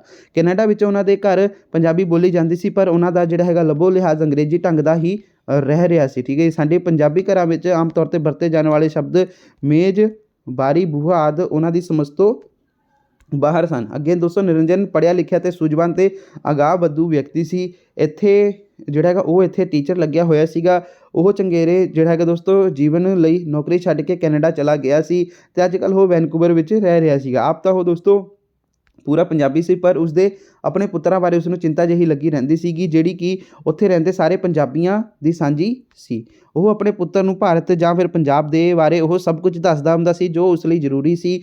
ਉਸ ਨੇ ਦੋਸਤੋ ਉਹਨਾਂ ਨੂੰ ਰਾਮਾਇਣ, ਮਹਾਭਾਰਤ ਅਤੇ ਸ਼੍ਰੀ ਗੁਰੂ ਗ੍ਰੰਥ ਸਾਹਿਬ ਜੀ ਬਾਰੇ ਜਿਹੜਾ ਹੈਗਾ ਦੱਸਣ ਤੋਂ ਇਲਾਵਾ ਪੰਜਾਬ ਦੀ ਧਰਤੀ, ਪਾਕਿਸਤਾਨ ਅਤੇ ਇਸ ਦੇ ਨਾਲ ਵੱਖ ਹੋਣ ਅਤੇ ਦਰਿਆਵਾਂ ਦੇ 5 ਤੋਂ ਜਿਹੜੇ ਹੈਗੇ 2 ਰਹਿ ਜਾਣ ਬਾਰੇ ਵੀ ਦੱਸਿਆ। ਅਤੇ ਉਹਨਾਂ ਨੇ ਵੈਨਕੂਵਰ ਦੇ ਗੁਰਦੁਆਰੇ ਵਿੱਚ ਸ਼੍ਰੀ ਗੁਰੂ ਗ੍ਰੰਥ ਸਾਹਿਬ ਜੀ ਦੇ ਦਰਸ਼ਨ ਵੀ ਕੀਤੇ ਹੋਏ ਸਨ। ਨਿਰੰਜਨ ਸਿੰਘ ਨੇ ਉਹਨਾਂ ਨੂੰ 10 ਗੁਰੂ ਸਾਹਿਬਾਂ ਬਾਰੇ ਵੀ ਜਾਣਕਾਰੀ ਦਿੱਤੀ। ਜਦੋਂ ਇੱਕ ਮੁੰਡੇ ਨੇ ਗੁਰੂ ਹਰਿਕ੍ਰਿਸ਼ਨ ਜੀ ਦੀ ਤਸਵੀਰ ਦੇਖ ਕੇ ਉਹਨਾਂ ਨੂੰ ਚਾਈਲਡ ਕਹਿ ਕੇ ਉਹਨਾਂ ਬਾਰੇ ਪੁੱਛਿਆ ਸੀ, ਤਾਂ ਨਿਰੰਜਨ ਸਿੰਘ ਨੇ ਉਹਨਾਂ ਨੂੰ ਅਜਿਹਾ ਕਹਿਣ ਤੋਂ ਰੋਕ ਕੇ ਉਸ ਨੂੰ ਹੱਥ ਜੋੜ ਕੇ ਨਮਸਕਾਰ ਕਰਵਾਈ ਸੀ। ਠੀਕ ਹੈ ਜੀ। ਅਤੇ ਰਾਮਾਇਣ ਅਤੇ ਮਹਾਭਾਰਤ ਸੀਰੀਅਲਾਂ ਦੀ ਕੈਸਟਾਂ ਕੈਨੇਡਾ ਵੀ ਪੁੱਜ ਗਈਆਂ ਸਨ। ਰਾਮਾਇਣ ਦਾ ਸੀਰੀਅਲ ਦੇਖਦੇ ਹਨੂੰਮਾਨ ਅਤੇ ਉਹਨਾਂ ਦੀ ਬਾਨਰ ਸੈਨਾ ਨੂੰ ਦੇਖ ਕੇ ਇੱਕ ਨੇ ਜਿਹੜਾ ਹੈਗਾ ਪੁੱਛਿਆ ਕਿ ਇੰਡੀਆ ਵਿੱਚ ਪੁੱਛਾਂ ਵਾਲੇ ਲੋਕ ਵੀ ਰਹਿੰਦੇ ਹਨ। ਨਿਰੰਜਨ ਸਿੰਘ ਉਹਨਾਂ ਨੂੰ ਬੜੀ ਹੀ ਮੁਸ਼ਕਿਲ ਨਾਲ ਸਮਝਾ ਸਕਿਆ ਸੀ। ਇਹ ਮਿਥਿਹਾਸ ਹੈ ਕਿ ਜਦੋਂ ਉਸਨੇ ਕਿਹਾ ਕਿ ਇਹ ਭਾਰਤ ਦੀ ਰੂਹ ਹੈ ਤਾਂ ਉਹ ਹੱਸ ਪਏ। ਠੀਕ ਹੈ ਜੀ। ਅਤੇ ਅੱਗੇ ਦੋਸਤੋ ਅਜਿਹੀਆਂ ਗੱਲਾਂ ਦੇਖ ਕੇ ਨਿਰੰਜਨ ਸਿੰਘ ਉਹਨਾਂ ਨੂੰ ਭਾਰਤ ਲਿਆ ਕੇ ਦਿੱਲੀ, ਪੰਜਾਬ, ਤਾਜ ਮਹਿਲ, ਦਰਬਾਰ ਸਾਹਿਬ ਅਤੇ ਪਿੰਡ ਦਿਖਾਉਣ ਦਾ ਨਿਸ਼ਚੈ ਕੀਤਾ। ਦਸੰਬਰ ਦੇ ਅੱਧ ਉਹ ਜਿਹੜੇ ਹੈਗੇ ਇੰਡੀਆ ਆ ਪੁੱਜੇ। ਉਸਨੇ ਪਿੰਡ ਵਿੱਚ ਇੱਕ ਵੈਨ ਕਿਰਾਏ 'ਤੇ ਉੱਤੇ ਲਈ ਅਤੇ ਉਸਨੂੰ ਸੈਰ ਕਰਾਉਣੀ ਸ਼ੁਰੂ ਕਰ ਦਿੱਤੀ। ਠੀਕ ਹੈ ਜੀ। ਜਿਹੜੇ ਉਸਦੇ ਮੁੰਡੇ ਸੀਗੇ ਅਤੇ ਉਹਨਾਂ ਦਾ ਨਾਮ ਹੈਰੀ ਅਤੇ ਗੈਰੀ ਸੀਗਾ। ਠੀਕ ਹੈ ਜੀ। ਹੈਰੀ ਅਤੇ ਗੈਰੀ ਉਸਦਾ ਮਤਲਬ ਸ਼ਾਰਟ ਨੇਮ ਸੀਗਾ। ਉਹਨਾਂ ਦਾ ਫੁੱਲ ਨੇਮ ਹਰਿੰਦਰ ਅਤੇ ਗੁਰਿੰਦਰ ਸੀਗਾ। ਠੀਕ ਹੈ ਜੀ। ਇਹ ਯਾਦ ਰੱਖਿਓ। ਅਤੇ ਫਿਰ ਦੋਸਤੋ ਕੀ ਹੋਇਆ ਕਿ ਇੱਕ ਦਿਨ ਜਦੋਂ ਉਹ ਆਗਰੇ ਤੋਂ ਦਿੱਲੀ ਆ ਰਹੇ ਸਨ ਤਾਂ ਨਿਰੰਜਨ ਸਿੰਘ ਨੇ ਆਪਣੇ ਇੱਕ ਦੋਸਤ MP ਕੋਲ ਠਹਿਰਨਾ ਸੀਗਾ। ਠੀਕ ਹੈ ਜੀ। ਅਤੇ ਟੈਲੀਫੋਨ 'ਤੇ ਇਹ ਪਤਾ ਲੱਗਾ ਕਿ ਉਹ ਜਿਹੜਾ ਹੈਗਾ ਵਾ ਮਦਰਾਸ ਗਿਆ ਹੋਇਆ ਹੈ। ਉਹ ਸਭ ਨੂੰ ਜਿਹੜਾ ਹੈਗਾ ਲੈ ਕੇ ਇੱਕ ਦੂਸਰੇ ਦੋਸਤ ਦੇ ਘਰ ਪੁੱਜਾ, ਜੋ ਕਿ ਬੜਾ ਹੀ ਮਹਿਮਾਨ ਨਿਵਾਜੀ ਸੀ। ਇੱਕ ਹੋਰ ਦੋਸਤ ਪਹਿਲਾਂ ਹੀ ਉਸਦੇ ਘਰ ਆਇਆ ਹੋਇਆ ਸੀ। ਸਾਰੇ ਜਾਣੇ ਜਿਹੜੇ ਹੈਗੇ ਡਰਾਇੰਗ ਰੂਮ ਵਿੱਚ ਬੈਠੇ ਸਨ। ਥੱਕੇ ਹੋਏ ਦੋਸਤੋ ਸਾਰੇ ਸਨ, ਪਰ ਮੁੰਡੇ ਜਿਹੜੇ ਹੈਗੇ ਕੁਝ ਜ਼ਿਆਦਾ ਹੀ ਮੁਰਝਾਏ ਹੋਏ ਸਨ। ਉਹ ਚੁੱਪਚਾਪ ਬੈਠੇ ਖਾਲੀ ਅੱਖਾਂ ਨਾਲ ਕੰਧਾਂ ਵੱਲ ਦੇਖਦੇ ਰਹੇ, ਠੀਕ ਹੈ, ਜਿਵੇਂ ਉਹਨਾਂ ਦੇ ਮਨ ਕਿਸੇ ਹੋਰ ਥਾਂ ਹੋਣ। ਉਹ ਮੇਜ਼ਬਾਨ ਦੇ ਪੁੱਛਣ 'ਤੇ ਚਾਹ ਜਾਂ ਫਿਰ ਕੌਫੀ ਵੀ ਪੀਣ ਲਈ ਤਿਆਰ ਨਾ ਹੋਏ। ਬਾਕੀਆਂ ਨੇ ਖਾਣਿਆਂ ਦੀ ਇੱਛਾ ਪ੍ਰਗਟ ਜਿਹੜੀ ਹੈਗੀ ਆ ਕੀਤੀ, ਅਤੇ ਮੇਜ਼ਬਾਨ ਨੇ ਜਿਹੜਾ ਹੈਗਾ ਵਾ ਉਹਨਾਂ ਅੱਗੇ ਇੱਥੇ ਦੇਖੋ, ਮੇਜ਼ਬਾਨ ਮਤਲਬ ਦੋਸਤੋ ਉਹੀ ਆ ਜਿਹੜਾ ਹੈਗਾ ਆਪਣਾ ਨਿਰੰਜਨ ਸਿੰਘ ਦਾ ਦੋਸਤ। ਠੀਕ ਹੈ ਜੀ। ਅਤੇ ਅੱਗੇ ਵਿਸਕੀ ਰੱਖ ਦਿੱਤੀ। ਉਸ ਦੇ ਪੁੱਛਣ 'ਤੇ ਨਿਰੰਜਨ ਸਿੰਘ ਨੇ ਦੱਸਿਆ ਕਿ ਮੁੰਡੇ ਆਂਡਿਆਂ ਨਾਲ ਜਿਹੜਾ ਹੈਗਾ ਇੱਕ ਸੈਂਡਵਿਚ ਅਤੇ ਥੋੜ੍ਹਾ ਸੇਬ ਖਾ ਲੈਣਗੇ। ਠੀਕ ਹੈ ਜੀ। ਪਰ ਪਾਣੀ ਨਹੀਂ ਪੀਣਗੇ। ਟੀਨੇਜਰ ਹੋਣ ਕਰਕੇ ਵਿਸਕੀ ਉਹ ਨਹੀਂ ਸਨ ਪੀਂਦੇ। ਉਹਨਾਂ ਨੂੰ ਅਸਲ ਵਿੱਚ ਕੈਨੇਡਾ ਦਾ ਖਾਣਾ ਪੀਣਾ ਹੀ ਮੁਆਫਿਕ ਸੀ। ਸਾਹ ਉਹ ਜ਼ਰੂਰ ਇੰਡੀਆ ਦਾ ਹਵਾ ਵਿੱਚ ਲੈ ਰਹੇ ਸਨ। ਠੀਕ ਹੈ ਜੀ। ਅਤੇ ਮੁੰਡਿਆਂ ਨੂੰ ਉਕਤਾਏ ਜਿਹੇ ਦੇਖ ਕੇ ਮੇਜ਼ਬਾਨ ਨੇ ਉਹਨਾਂ ਨੂੰ ਜਿਹੜਾ ਹੈਗਾ ਵਾ ਉਹਨਾਂ ਨੂੰ ਉੱਤੇ ਕਮਰੇ ਵਿੱਚ ਜਿਹੜਾ ਹੈਗਾ ਆਰਾਮ ਕਰਨ ਲਈ ਭੇਜ ਦਿੱਤਾ। ਉਸਦੇ ਘਰ ਜਿਹੜਾ ਹੈਗਾ ਫਿਲਟਰ ਦਾ ਪਾਣੀ ਪਤਾ ਲੱਗਣ 'ਤੇ ਠੀਕ ਹੈ ਜੀ, ਉਹਨਾਂ ਨੇ ਜਿਹੜਾ ਹੈਗਾ ਰੱਜ ਕੇ ਪਾਣੀ ਪੀ ਲਿਆ ਅਤੇ 3 ਦਿਨ ਠੀਕ ਹੈ ਜੀ 3 ਸੈਂਡਵਿਚ ਵੀ ਜਿਹੜੇ ਹੈਗੇ ਆ ਖਾ ਲਏ। ਮੁੰਡੇ ਅਤੇ ਉਹਨਾਂ ਦਾ ਬਾਪ ਜਿਹੜਾ ਹੈਗਾ ਕਲੀਨ ਸ਼ੇਪ ਸਨ। ਮੁੰਡਿਆਂ ਉੱਪਰ ਜਿਹੜੀ ਹੈਗੀ ਆ ਜਾਣ ਮਗਰੋਂ ਬਾਕੀ ਜਿਹੜੇ ਹੈਗਾ ਥੱਲੇ ਵਿਸਕੀ ਪੀਂਦੇ ਅਤੇ ਕਾਫੀ ਦੇਰ ਤੱਕ ਗੱਲਾਂ ਕਰਦੇ ਰਹੇ। ਠੀਕ ਹੈ। ਮੁੰਡਿਆਂ ਨੂੰ ਭਾਰਤ ਦੇ ਪ੍ਰਤੀਕਰਮ ਬਾਰੇ ਪੁੱਛਣ 'ਤੇ ਨਿਰੰਜਨ ਸਿੰਘ ਨੇ ਦੱਸਿਆ ਕਿ ਉਹਨਾਂ ਨੂੰ ਭਾਰਤ ਵਿੱਚ ਟ੍ਰੈਫਿਕ ਬਹੁਤ ਜ਼ਿਆਦਾ ਮਹਿਸੂਸ ਹੋਈ ਹੈ। ਠੀਕ ਹੈ ਜੀ। ਉਹਨਾਂ ਨੂੰ ਸੜਕਾਂ ਵੀ ਚੰਗੀਆਂ ਨਹੀਂ ਲੱਗੀਆਂ। ਉਹਨਾਂ ਨੂੰ ਬਹੁਤੀ ਥਾਂ ਜਿਹੜੀ ਹੈਗੀ ਕੱਚੀ ਲੱਗੀ। ਉਹਨਾਂ ਨੇ ਤਾਜ ਮਹਿਲ ਅਤੇ ਦਰਬਾਰ ਸਾਹਿਬ ਨੂੰ ਵੀ ਕੇਵਲ ਚੰਗਾ ਹੀ ਕਿਹਾ। ਉਸਨੇ ਦੱਸਿਆ ਕਿ ਭਾਰਤ ਦੇ ਤਾਂ ਭਾਵੇਂ ਅਜੂਬੇ ਹਨ, ਠੀਕ ਹੈ ਜੀ, ਪਰ ਇਹਨਾਂ ਲਈ ਇਹ ਬਿਲਡਿੰਗ ਹੀ ਹਨ। ਕਿਹਦੇ ਲਈ? ਉਹਨਾਂ ਦੇ ਮੁੰਡਿਆਂ ਲਈ, ਜਿਸ ਦਾ ਨਾਮ ਸੀਗਾ ਹੈਰੀ ਅਤੇ ਗੈਰੀ, ਅਤੇ ਅਸਲੀ ਨਾਮ ਕੀ ਸੀਗਾ? ਹਰਿੰਦਰ ਅਤੇ ਗੁਰਿੰਦਰ। ਤਾਂ ਇਸਦਾ ਨਾਮ ਵੀ ਦੋਸਤੋ ਕਈ ਵਾਰੀ ਪੁੱਛ ਲੈਂਦੇ ਹਨ ਕਿ ਨਿਰੰਜਨ ਸਿੰਘ ਦੇ ਮੁੰਡਿਆਂ ਦਾ ਨਾਮ ਕੀ ਸੀਗਾ। ਠੀਕ ਹੈ। ਉਹਨਾਂ ਦਾ ਅਸਲੀ ਨਾਮ ਕੀ ਸੀਗਾ? ਹਰਿੰਦਰ ਅਤੇ ਗੁਰਿੰਦਰ। ਹੈਰੀ ਅਤੇ ਗੈਰੀ ਕੌਣ ਸੀ? ਨਿਰੰਜਨ ਸਿੰਘ ਦੇ ਬੇਟੇ ਸਨ। ਠੀਕ ਹੈ। ਇਸ ਤਰ੍ਹਾਂ ਇਹ ਪੁੱਛ ਵੀ ਲੈਂਦੇ ਹਨ ਪ੍ਰਸ਼ਨਾਂ ਦੇ ਵਿੱਚ, ਧਿਆਨ ਰੱਖਿਓ ਕਈ ਵਾਰੀ। ਅਤੇ ਜੇਕਰ ਇਹਨਾਂ ਦੀ ਇਤਿਹਾਸ ਦੱਸੋ ਤਾਂ ਇਹਨਾਂ ਨੂੰ ਪਤਾ ਨਹੀਂ ਲੱਗਦਾ। ਠੀਕ ਹੈ। ਉਸਨੇ ਦੱਸਿਆ ਕਿ ਉਹ ਮੁੰਡਿਆਂ ਦੀ ਇਸ ਗੱਲ ਕਰਕੇ ਪਰੇਸ਼ਾਨ ਹੈ ਅਤੇ ਉਹ ਚਾਹੁੰਦਾ ਹੈ ਕਿ ਉਹ ਆਪਣੀ ਮਾਤ ਭੂਮੀ ਨਾਲ ਜੁੜਨ। ਜਿਸ ਦਿਨ ਦਿੱਲੀ ਹਵਾਈ ਅੱਡੇ ਉੱਤੇ ਉਤਰੇ ਸਨ ਤਾਂ ਉਸ ਧਰਤੀ ਨੂੰ ਹੱਥ ਲਾ ਕੇ ਆਪਣੇ ਮੱਥੇ ਨਾਲ ਛੂਹਿਆ ਸੀ, ਪਰ ਇਹ ਚੁੱਪ ਸਨ। ਇਹ ਸੁਣ ਕੇ ਮੇਜ਼ਬਾਨ ਤੇ ਨਿਰੰਜਨ ਸਿੰਘ ਨੂੰ ਸਮਝਾਇਆ ਕਿ ਉਸ ਦੇ ਮੁੰਡੇ ਦੇਸ਼ ਨਾਲ ਜਿਹੜੇ ਹੈਗੇ ਆ ਫੈਮਿਲੀਅਰ ਨਹੀਂ ਹਨ ਅਤੇ ਨਾ ਹੀ ਹੋ ਸਕਦੇ ਹਨ। ਇਹ ਜਿਹੜਾ ਹੈਗਾ ਵਾ ਇਹਨਾਂ ਦਾ ਦੇਸ਼ ਨਹੀਂ ਹੈ, ਇਹਨਾਂ ਦਾ ਦੇਸ਼ ਕੈਨੇਡਾ ਹੈ। ਇੱਥੇ ਕੇਵਲ ਇਹ ਜੰਮੇ ਹਨ। ਬਚਪਨ ਜਿੱਥੇ ਬੀਤਦਾ ਹੈ ਅਤੇ ਜਿਸ ਵਾਤਾਵਰਣ ਵਿੱਚ ਬੀਤਦਾ ਹੈ ਉਸ ਨਾਲ ਕਿਸੇ ਦਾ ਮੋਹ ਹੋ ਸਕਦਾ ਹੈ, ਜਿਸ ਕਰਕੇ ਉਸ ਨੂੰ ਪਰੇਸ਼ਾਨ ਨਹੀਂ ਹੋਣਾ ਚਾਹੀਦਾ ਹੈ। ਇਹ ਨਾ ਭਾਰਤੀ ਹਨ ਅਤੇ ਨਾ ਹੀ ਪੰਜਾਬੀ, ਸਗੋਂ ਇਹ ਵਿੱਚ ਵਿਚਾਲੇ ਜਿਹੇ ਹਨ। ਇਹਨਾਂ ਦੇ ਧੀਆਂ ਪੁੱਤਰ ਹੋਰ ਵੀ ਜਿਹੜੇ ਹੈਗੇ ਉੱਪਰ ਹੋਣਗੇ ਉੱਪਰੇ ਹੋਣਗੇ, ਠੀਕ ਹੈ ਜੀ। ਉਹੀ ਫਿਰ ਸਮਾਂ ਪਾ ਕੇ ਨਸਲਾਂ ਬਦਲ ਜਾਂਦੀਆਂ ਹਨ। ਰੰਜਨ ਸਿੰਘ ਨੇ ਦੱਸਿਆ ਕਿ ਇਹਨਾਂ ਨੂੰ ਜਿਹੜਾ ਹੈਗਾ ਵਾ ਚੰਡੀਗੜ੍ਹ ਪਸੰਦ ਆਇਆ, ਠੀਕ ਹੈ ਜੀ। ਅਤੇ ਇਹ ਸੁਣ ਕੇ ਜਿਹੜਾ ਹੈਗਾ ਵਾ ਮੇਜ਼ਬਾਨ ਨੇ ਦੱਸਿਆ ਕਿ ਜਿੱਥੇ ਕੋਈ ਰਹਿੰਦਾ ਹੈ ਉੱਥੇ ਦੇ ਜਿਹੜੇ ਹੈਗੇ ਰਹਿਣ ਸਹਿਣ ਦੀ ਆਦਤ ਪੈ ਜਾਂਦੀ ਹੈ। ਚੰਡੀਗੜ੍ਹ ਦਾ ਬੰਦਾ ਪਿੰਡ ਜਾ ਕੇ ਨਹੀਂ ਰਹਿ ਸਕਦਾ ਅਤੇ ਪਿੰਡ ਦੇ ਬੰਦੇ ਨੂੰ ਚੰਡੀਗੜ੍ਹ ਦੀਆਂ ਫਲੱਸ਼ਾਂ ਵਿੱਚ ਟੱਟੀ ਨਹੀਂ ਆਉਂਦੀ, ਠੀਕ ਹੈ ਜੀ। ਅਤੇ ਇਸ ਕਰਕੇ ਉਸ ਨੂੰ ਜਿਹੜੇ ਹੈਗੇ ਆਪਣੇ ਮੁੰਡਿਆਂ ਬਾਰੇ ਪਰੇਸ਼ਾਨ ਨਹੀਂ ਹੋਣਾ ਚਾਹੀਦਾ ਹੈ। ਸਾਰੇ ਦੇਸ਼ ਆਪਣੇ ਹਨ, ਠੀਕ ਹੈ ਜੀ। ਅਤੇ ਭਾਰਤ ਵੀ ਕਦੇ ਆਰਿਆ ਦਾ ਦੇਸ਼ ਨਹੀਂ ਸੀ ਹੁੰਦਾ। ਫਿਰ ਮੁਗਲ ਆਏ, ਸਭ ਇੱਥੇ ਦੇ ਹੀ ਹੋ ਗਏ। ਅੱਜ ਦੁਨੀਆ ਇੱਕ ਹੁੰਦੀ ਜਾ ਰਹੀ ਹੈ। 11 ਵਜੇ ਨਿਰੰਜਨ ਸਿੰਘ ਨੂੰ ਉੱਪਰ ਮੁੰਡਿਆਂ ਕੋਲ ਭੇਜ ਦਿੱਤਾ ਗਿਆ ਕਿਉਂਕਿ ਉਹ ਉਹਨਾਂ ਦੀਆਂ ਲੋੜਾਂ ਨੂੰ ਸਮਝਦਾ ਸੀ। ਸਵੇਰੇ ਉਹ ਸਾਰੇ ਤਿਆਰ ਹੋ ਗਏ ਅਤੇ ਡਰਾਇੰਗ ਰੂਮ ਵਿੱਚ ਆ ਕੇ ਉਹਨਾਂ ਨੂੰ ਬੈਠੀਆਂ ਜਿਹੜੀ ਹੈਗੇ ਨੇ ਬੈਠਵੀਆਂ ਟੋਇਲਟਾਂ ਵਿੱਚ ਕਿਸੇ ਨਾ ਕਿਸੇ ਤਰ੍ਹਾਂ ਜਿਹੜਾ ਹੈਗਾ ਕੰਮ ਚਲਾ ਲਿਆ ਹੋਵੇਗਾ, ਠੀਕ ਹੈ ਜੀ। ਬਾਹਰ ਜਿਹੜੀ ਹੈਗੀ ਹੈ ਬਾਰਿਸ਼ ਪੈ ਰਹੀ ਸੀ। ਮੇਜ਼ਬਾਨ ਨੇ ਕਿਹਾ ਕਿ ਇੰਡੀਆ ਵਰਗੀ ਸੋਹਣੀ ਬਾਰਿਸ਼ ਦੁਨੀਆ ਵਿੱਚ ਕਿਤੇ ਨਹੀਂ ਪੈਂਦੀ ਅਤੇ ਨਾ ਹੀ ਜਿਹੜੀ ਹੈਗੀ ਇਹੋ ਜਿਹੇ ਜਿਹੜੇ ਹੈਗੇ ਬੱਦਲ ਆਉਂਦੇ ਹਨ। ਇੱਥੇ ਦੀ ਜਿਹੜੀ ਹੈਗੀ ਜਨਵਰੀ ਦੀ ਧੁੱਪ ਅਤੇ ਬਸੰਤ ਦਾ ਕੋਈ ਵੀ ਮੁਕਾਬਲਾ ਨਹੀਂ ਹੈ। ਇੱਥੇ ਜਿਹੜੇ ਹੈਗੇ ਆ ਇੱਥੇ ਵਰਗੇ ਜਿਹੜੇ ਚੰਦ ਅਤੇ ਸੂਰਜ ਅਤੇ ਕਾਲੀ ਰਾਤ ਵੀ ਕਿਤੇ ਨਹੀਂ। ਪਰ ਉਹ ਮੁੰਡੇ ਚੁੱਪਚਾਪ ਹੀ ਰਹੇ, ਕੇਵਲ ਉਹਨਾਂ ਨੂੰ ਵੱਲ ਜਿਹੜੇ ਹੈਗੇ ਵੇਖਦੇ ਰਹੇ, ਠੀਕ ਹੈ ਜੀ। ਅਤੇ ਅੱਗੇ ਮੇਜ਼ਬਾਨ ਦੇ ਪੁੱਛਣ 'ਤੇ ਪਤਾ ਲੱਗਾ ਕਿ ਮੁੰਡਿਆਂ ਦੇ ਨਾਂ ਜਿਹੜੇ ਹੈਗੇ ਹਰਿੰਦਰ ਅਤੇ ਗੁਰਿੰਦਰ ਹਨ, ਪਰ ਉਹ ਆਪਣੇ ਆਪ ਨੂੰ ਜਿਹੜਾ ਹੈਗਾ ਵਾ ਹੈਰੀ ਅਤੇ ਗੈਰੀ ਕਹਾਉਂਦੇ ਹਨ, ਠੀਕ ਹੈ ਜੀ। ਕਈ ਵਾਰ ਇਸ 'ਤੇ ਵੀ ਪ੍ਰਸ਼ਨ ਆ ਜਾਂਦਾ ਵਾ ਕਿ ਨਿਰੰਜਨ ਸਿੰਘ ਦੇ ਮੁੰਡਿਆਂ ਦਾ ਨਾਂ ਕੀ ਸੀ, ਅਸਲੀ ਨਾਮ ਕੀ ਸੀ, ਸ਼ਾਰਟ ਫਾਰਮ ਨਾਮ ਕੀ ਸੀਗਾ, ਹੈਰੀ ਗੈਰੀ, ਇਸ ਤਰ੍ਹਾਂ, ਠੀਕ ਹੈ ਜੀ। ਅਤੇ 20-25 ਦਿਨ ਮਗਰੋਂ ਦੋਸਤੋ ਉਹ ਵਾਪਸ ਤੁਰ ਪਏ। ਜਹਾਜ਼ ਉੱਡਣ ਸਮੇਂ ਪਿਤਾ ਦੀਆਂ ਅੱਖਾਂ ਵਿੱਚ ਅੱਥਰੂ ਛਲਕ ਰਹੇ ਸਨ, ਪਰ ਬੱਚਿਆਂ ਦੀਆਂ ਅੱਖਾਂ ਜਿਹੜੀ ਹੈਗੀ ਖੁਸ਼ੀ ਨਾਲ ਚਮਕ ਰਹੀਆਂ ਸਨ ਕਿਉਂਕਿ ਉਹ ਆਪਣੇ ਕੈਨੇਡਾ ਚਲੇ ਸੀਗੇ ਹੈਰੀ ਅਤੇ ਗੈਰੀ। ਇਸ ਲਈ ਉਹਨਾਂ ਨੂੰ ਖੁਸ਼ੀ ਸੀ ਕਿ ਹਾਂ ਬਈ ਹੁਣ ਅਸੀਂ ਕੈਨੇਡਾ ਜਾਵਾਂਗੇ, ਉੱਥੇ ਵਧੀਆ ਨਾਲ ਰਵਾਂਗੇ, ਠੀਕ ਹੈ ਜੀ। ਤਾਂ ਦੋਸਤੋ ਇੱਥੇ ਆਪਣੀ ਇਹ ਕਹਾਣੀ ਸਮਾਪਤ ਹੁੰਦੀ ਹੈ, ਠੀਕ ਹੈ ਜੀ। ਅਸੀਂ ਇੱਥੇ ਕਰ ਲਿਆ ਸੱਤਿਆ ਸਹੀ ਵੀ ਹੋ ਗਿਆ ਅਤੇ ਐਕਸਟਰਾ ਤੁਹਾਨੂੰ ਮੈਂ ਦੋਸਤੋ ਇੱਕ ਆਪਣਾ ਦੇਸ਼ ਵੀ ਕਰਾ ਦਿੱਤੇ, ਆ ਵੀ ਇੰਪੋਰਟੈਂਟ ਸੀਗਾ। ਅਤੇ ਬਾਕੀ ਦੋਸਤੋ ਹੋਰ ਜਿਹੜੀਆਂ ਇੰਪੋਰਟੈਂਟ ਚੀਜ਼ਾਂ ਨੇ, ਇੱਕ ਤਾਂ ਅਸੀਂ ਸ਼ਾਂਤੀ ਗੈਸ ਪੇਪਰ ਕਰਾਇਆ ਵਾ, ਠੀਕ ਹੈ ਜੀ। ਉਸ ਦਾ ਲਿੰਕ ਵੀ ਡਿਸਕ੍ਰਿਪਸ਼ਨ ਬਾਕਸ ਦੇ ਵਿੱਚ ਦਿੱਤਾ ਹੋਇਆ ਵਾ। ਅਤੇ ਆਹ ਜਿਹੜਾ ਪੇਪਰ ਅਸੀਂ ਇਹ 2018 ਵਾਲਾ ਕੀਤਾ ਵਾ, ਠੀਕ ਹੈ ਜੀ। ਬੋਰਡ ਦਾ ਇਹ ਕੁਐਸਚਨ ਪੇਪਰ ਸੀਗਾ 2018 ਵਾਲਾ, ਠੀਕ ਹੈ ਜੀ। ਤਾਂ ਇਸ ਨੂੰ ਤਾਂ ਅਸੀਂ ਸੋਲਵ ਇਸ ਵੀਡੀਓ ਦੇ ਵਿੱਚ ਕਰ ਲਿਆ। ਅਤੇ ਇੱਕ ਹੋਰ ਮੈਂ ਪਿਛਲੀ ਵੀਡੀਓ ਪਾਈ ਸੀ, ਉਹਦੇ ਵਿੱਚ ਅਸੀਂ 2017 ਦਾ ਜਿਹੜਾ ਹੈਗਾ ਕੁਐਸਚਨ ਪੇਪਰ ਸੋਲਵ ਕਰਕੇ ਤੁਹਾਡੀ ਤਿਆਰੀ ਕਰਵਾਈ ਹੈ, ਠੀਕ ਹੈ ਜੀ। ਤਾਂ ਉਹ ਵੀ ਤੁਸੀਂ ਦੇਖ ਲਿਓ, ਇਸਦਾ ਲਿੰਕ ਵੀ ਡਿਸਕ੍ਰਿਪਸ਼ਨ ਬਾਕਸ ਦੇ ਵਿੱਚ ਮਿਲ ਜਾਏਗਾ। ਅਤੇ ਦੋਸਤੋ ਅਗਰ ਤੁਹਾਨੂੰ ਕੋਈ ਹੋਰ ਵੀ ਚਾਹੀਦਾ ਹੈ, ਜਿਵੇਂ ਕਿ 2019 ਦਾ ਵੀ ਕਰਾਉਣਾ ਹੈ ਜਿਹੜਾ ਪੇਪਰ ਸੋਲਵ, ਤਾਂ ਉਹ ਵੀ ਤੁਸੀਂ ਮੈਨੂੰ ਕਮੈਂਟ ਬਾਕਸ ਦੇ ਵਿੱਚ ਦੱਸ ਦਿਓ ਕਿ 2019 ਦਾ ਵੀ ਤੁਹਾਨੂੰ ਸੋਲਵ ਕਰਾ ਦੇਵਾਂ, ਠੀਕ ਹੈ ਜੀ। ਤਾਂ ਫਿਰ ਉਹ ਵੀ ਮੈਂ ਤੁਹਾਨੂੰ ਸੋਲਵ ਕਰਾ ਕੇ ਜਿਹੜਾ ਹੈਗਾ ਤਿਆਰੀ ਕਰਵਾ ਦੂੰਗਾ 2019 ਕੁਐਸਚਨ ਪੇਪਰ ਦੀ, ਠੀਕ ਹੈ ਜੀ। ਤਾਂ ਦੋਸਤੋ ਬਸ ਵੀਡੀਓ ਵਿੱਚ ਇੰਨਾ ਹੀ ਸੀਗਾ। ਬਾਕੀ ਅਗਰ ਤੁਹਾਨੂੰ ਕੋਈ ਜਾਣਕਾਰੀ ਲੈਣੀ ਹੈ ਤੁਸੀਂ ਮੈਨੂੰ ਇੰਸਟਾਗ੍ਰਾਮ 'ਤੇ ਮੈਸੇਜ ਕਰ ਸਕਦੇ ਹੋ। ਇੰਸਟਾ ਡੀ ਦਾ ਲਿੰਕ ਡਿਸਕ੍ਰਿਪਸ਼ਨ ਬਾਕਸ ਦੇ ਵਿੱਚ ਦਿੱਤਾ ਹੋਇਆ ਵਾ।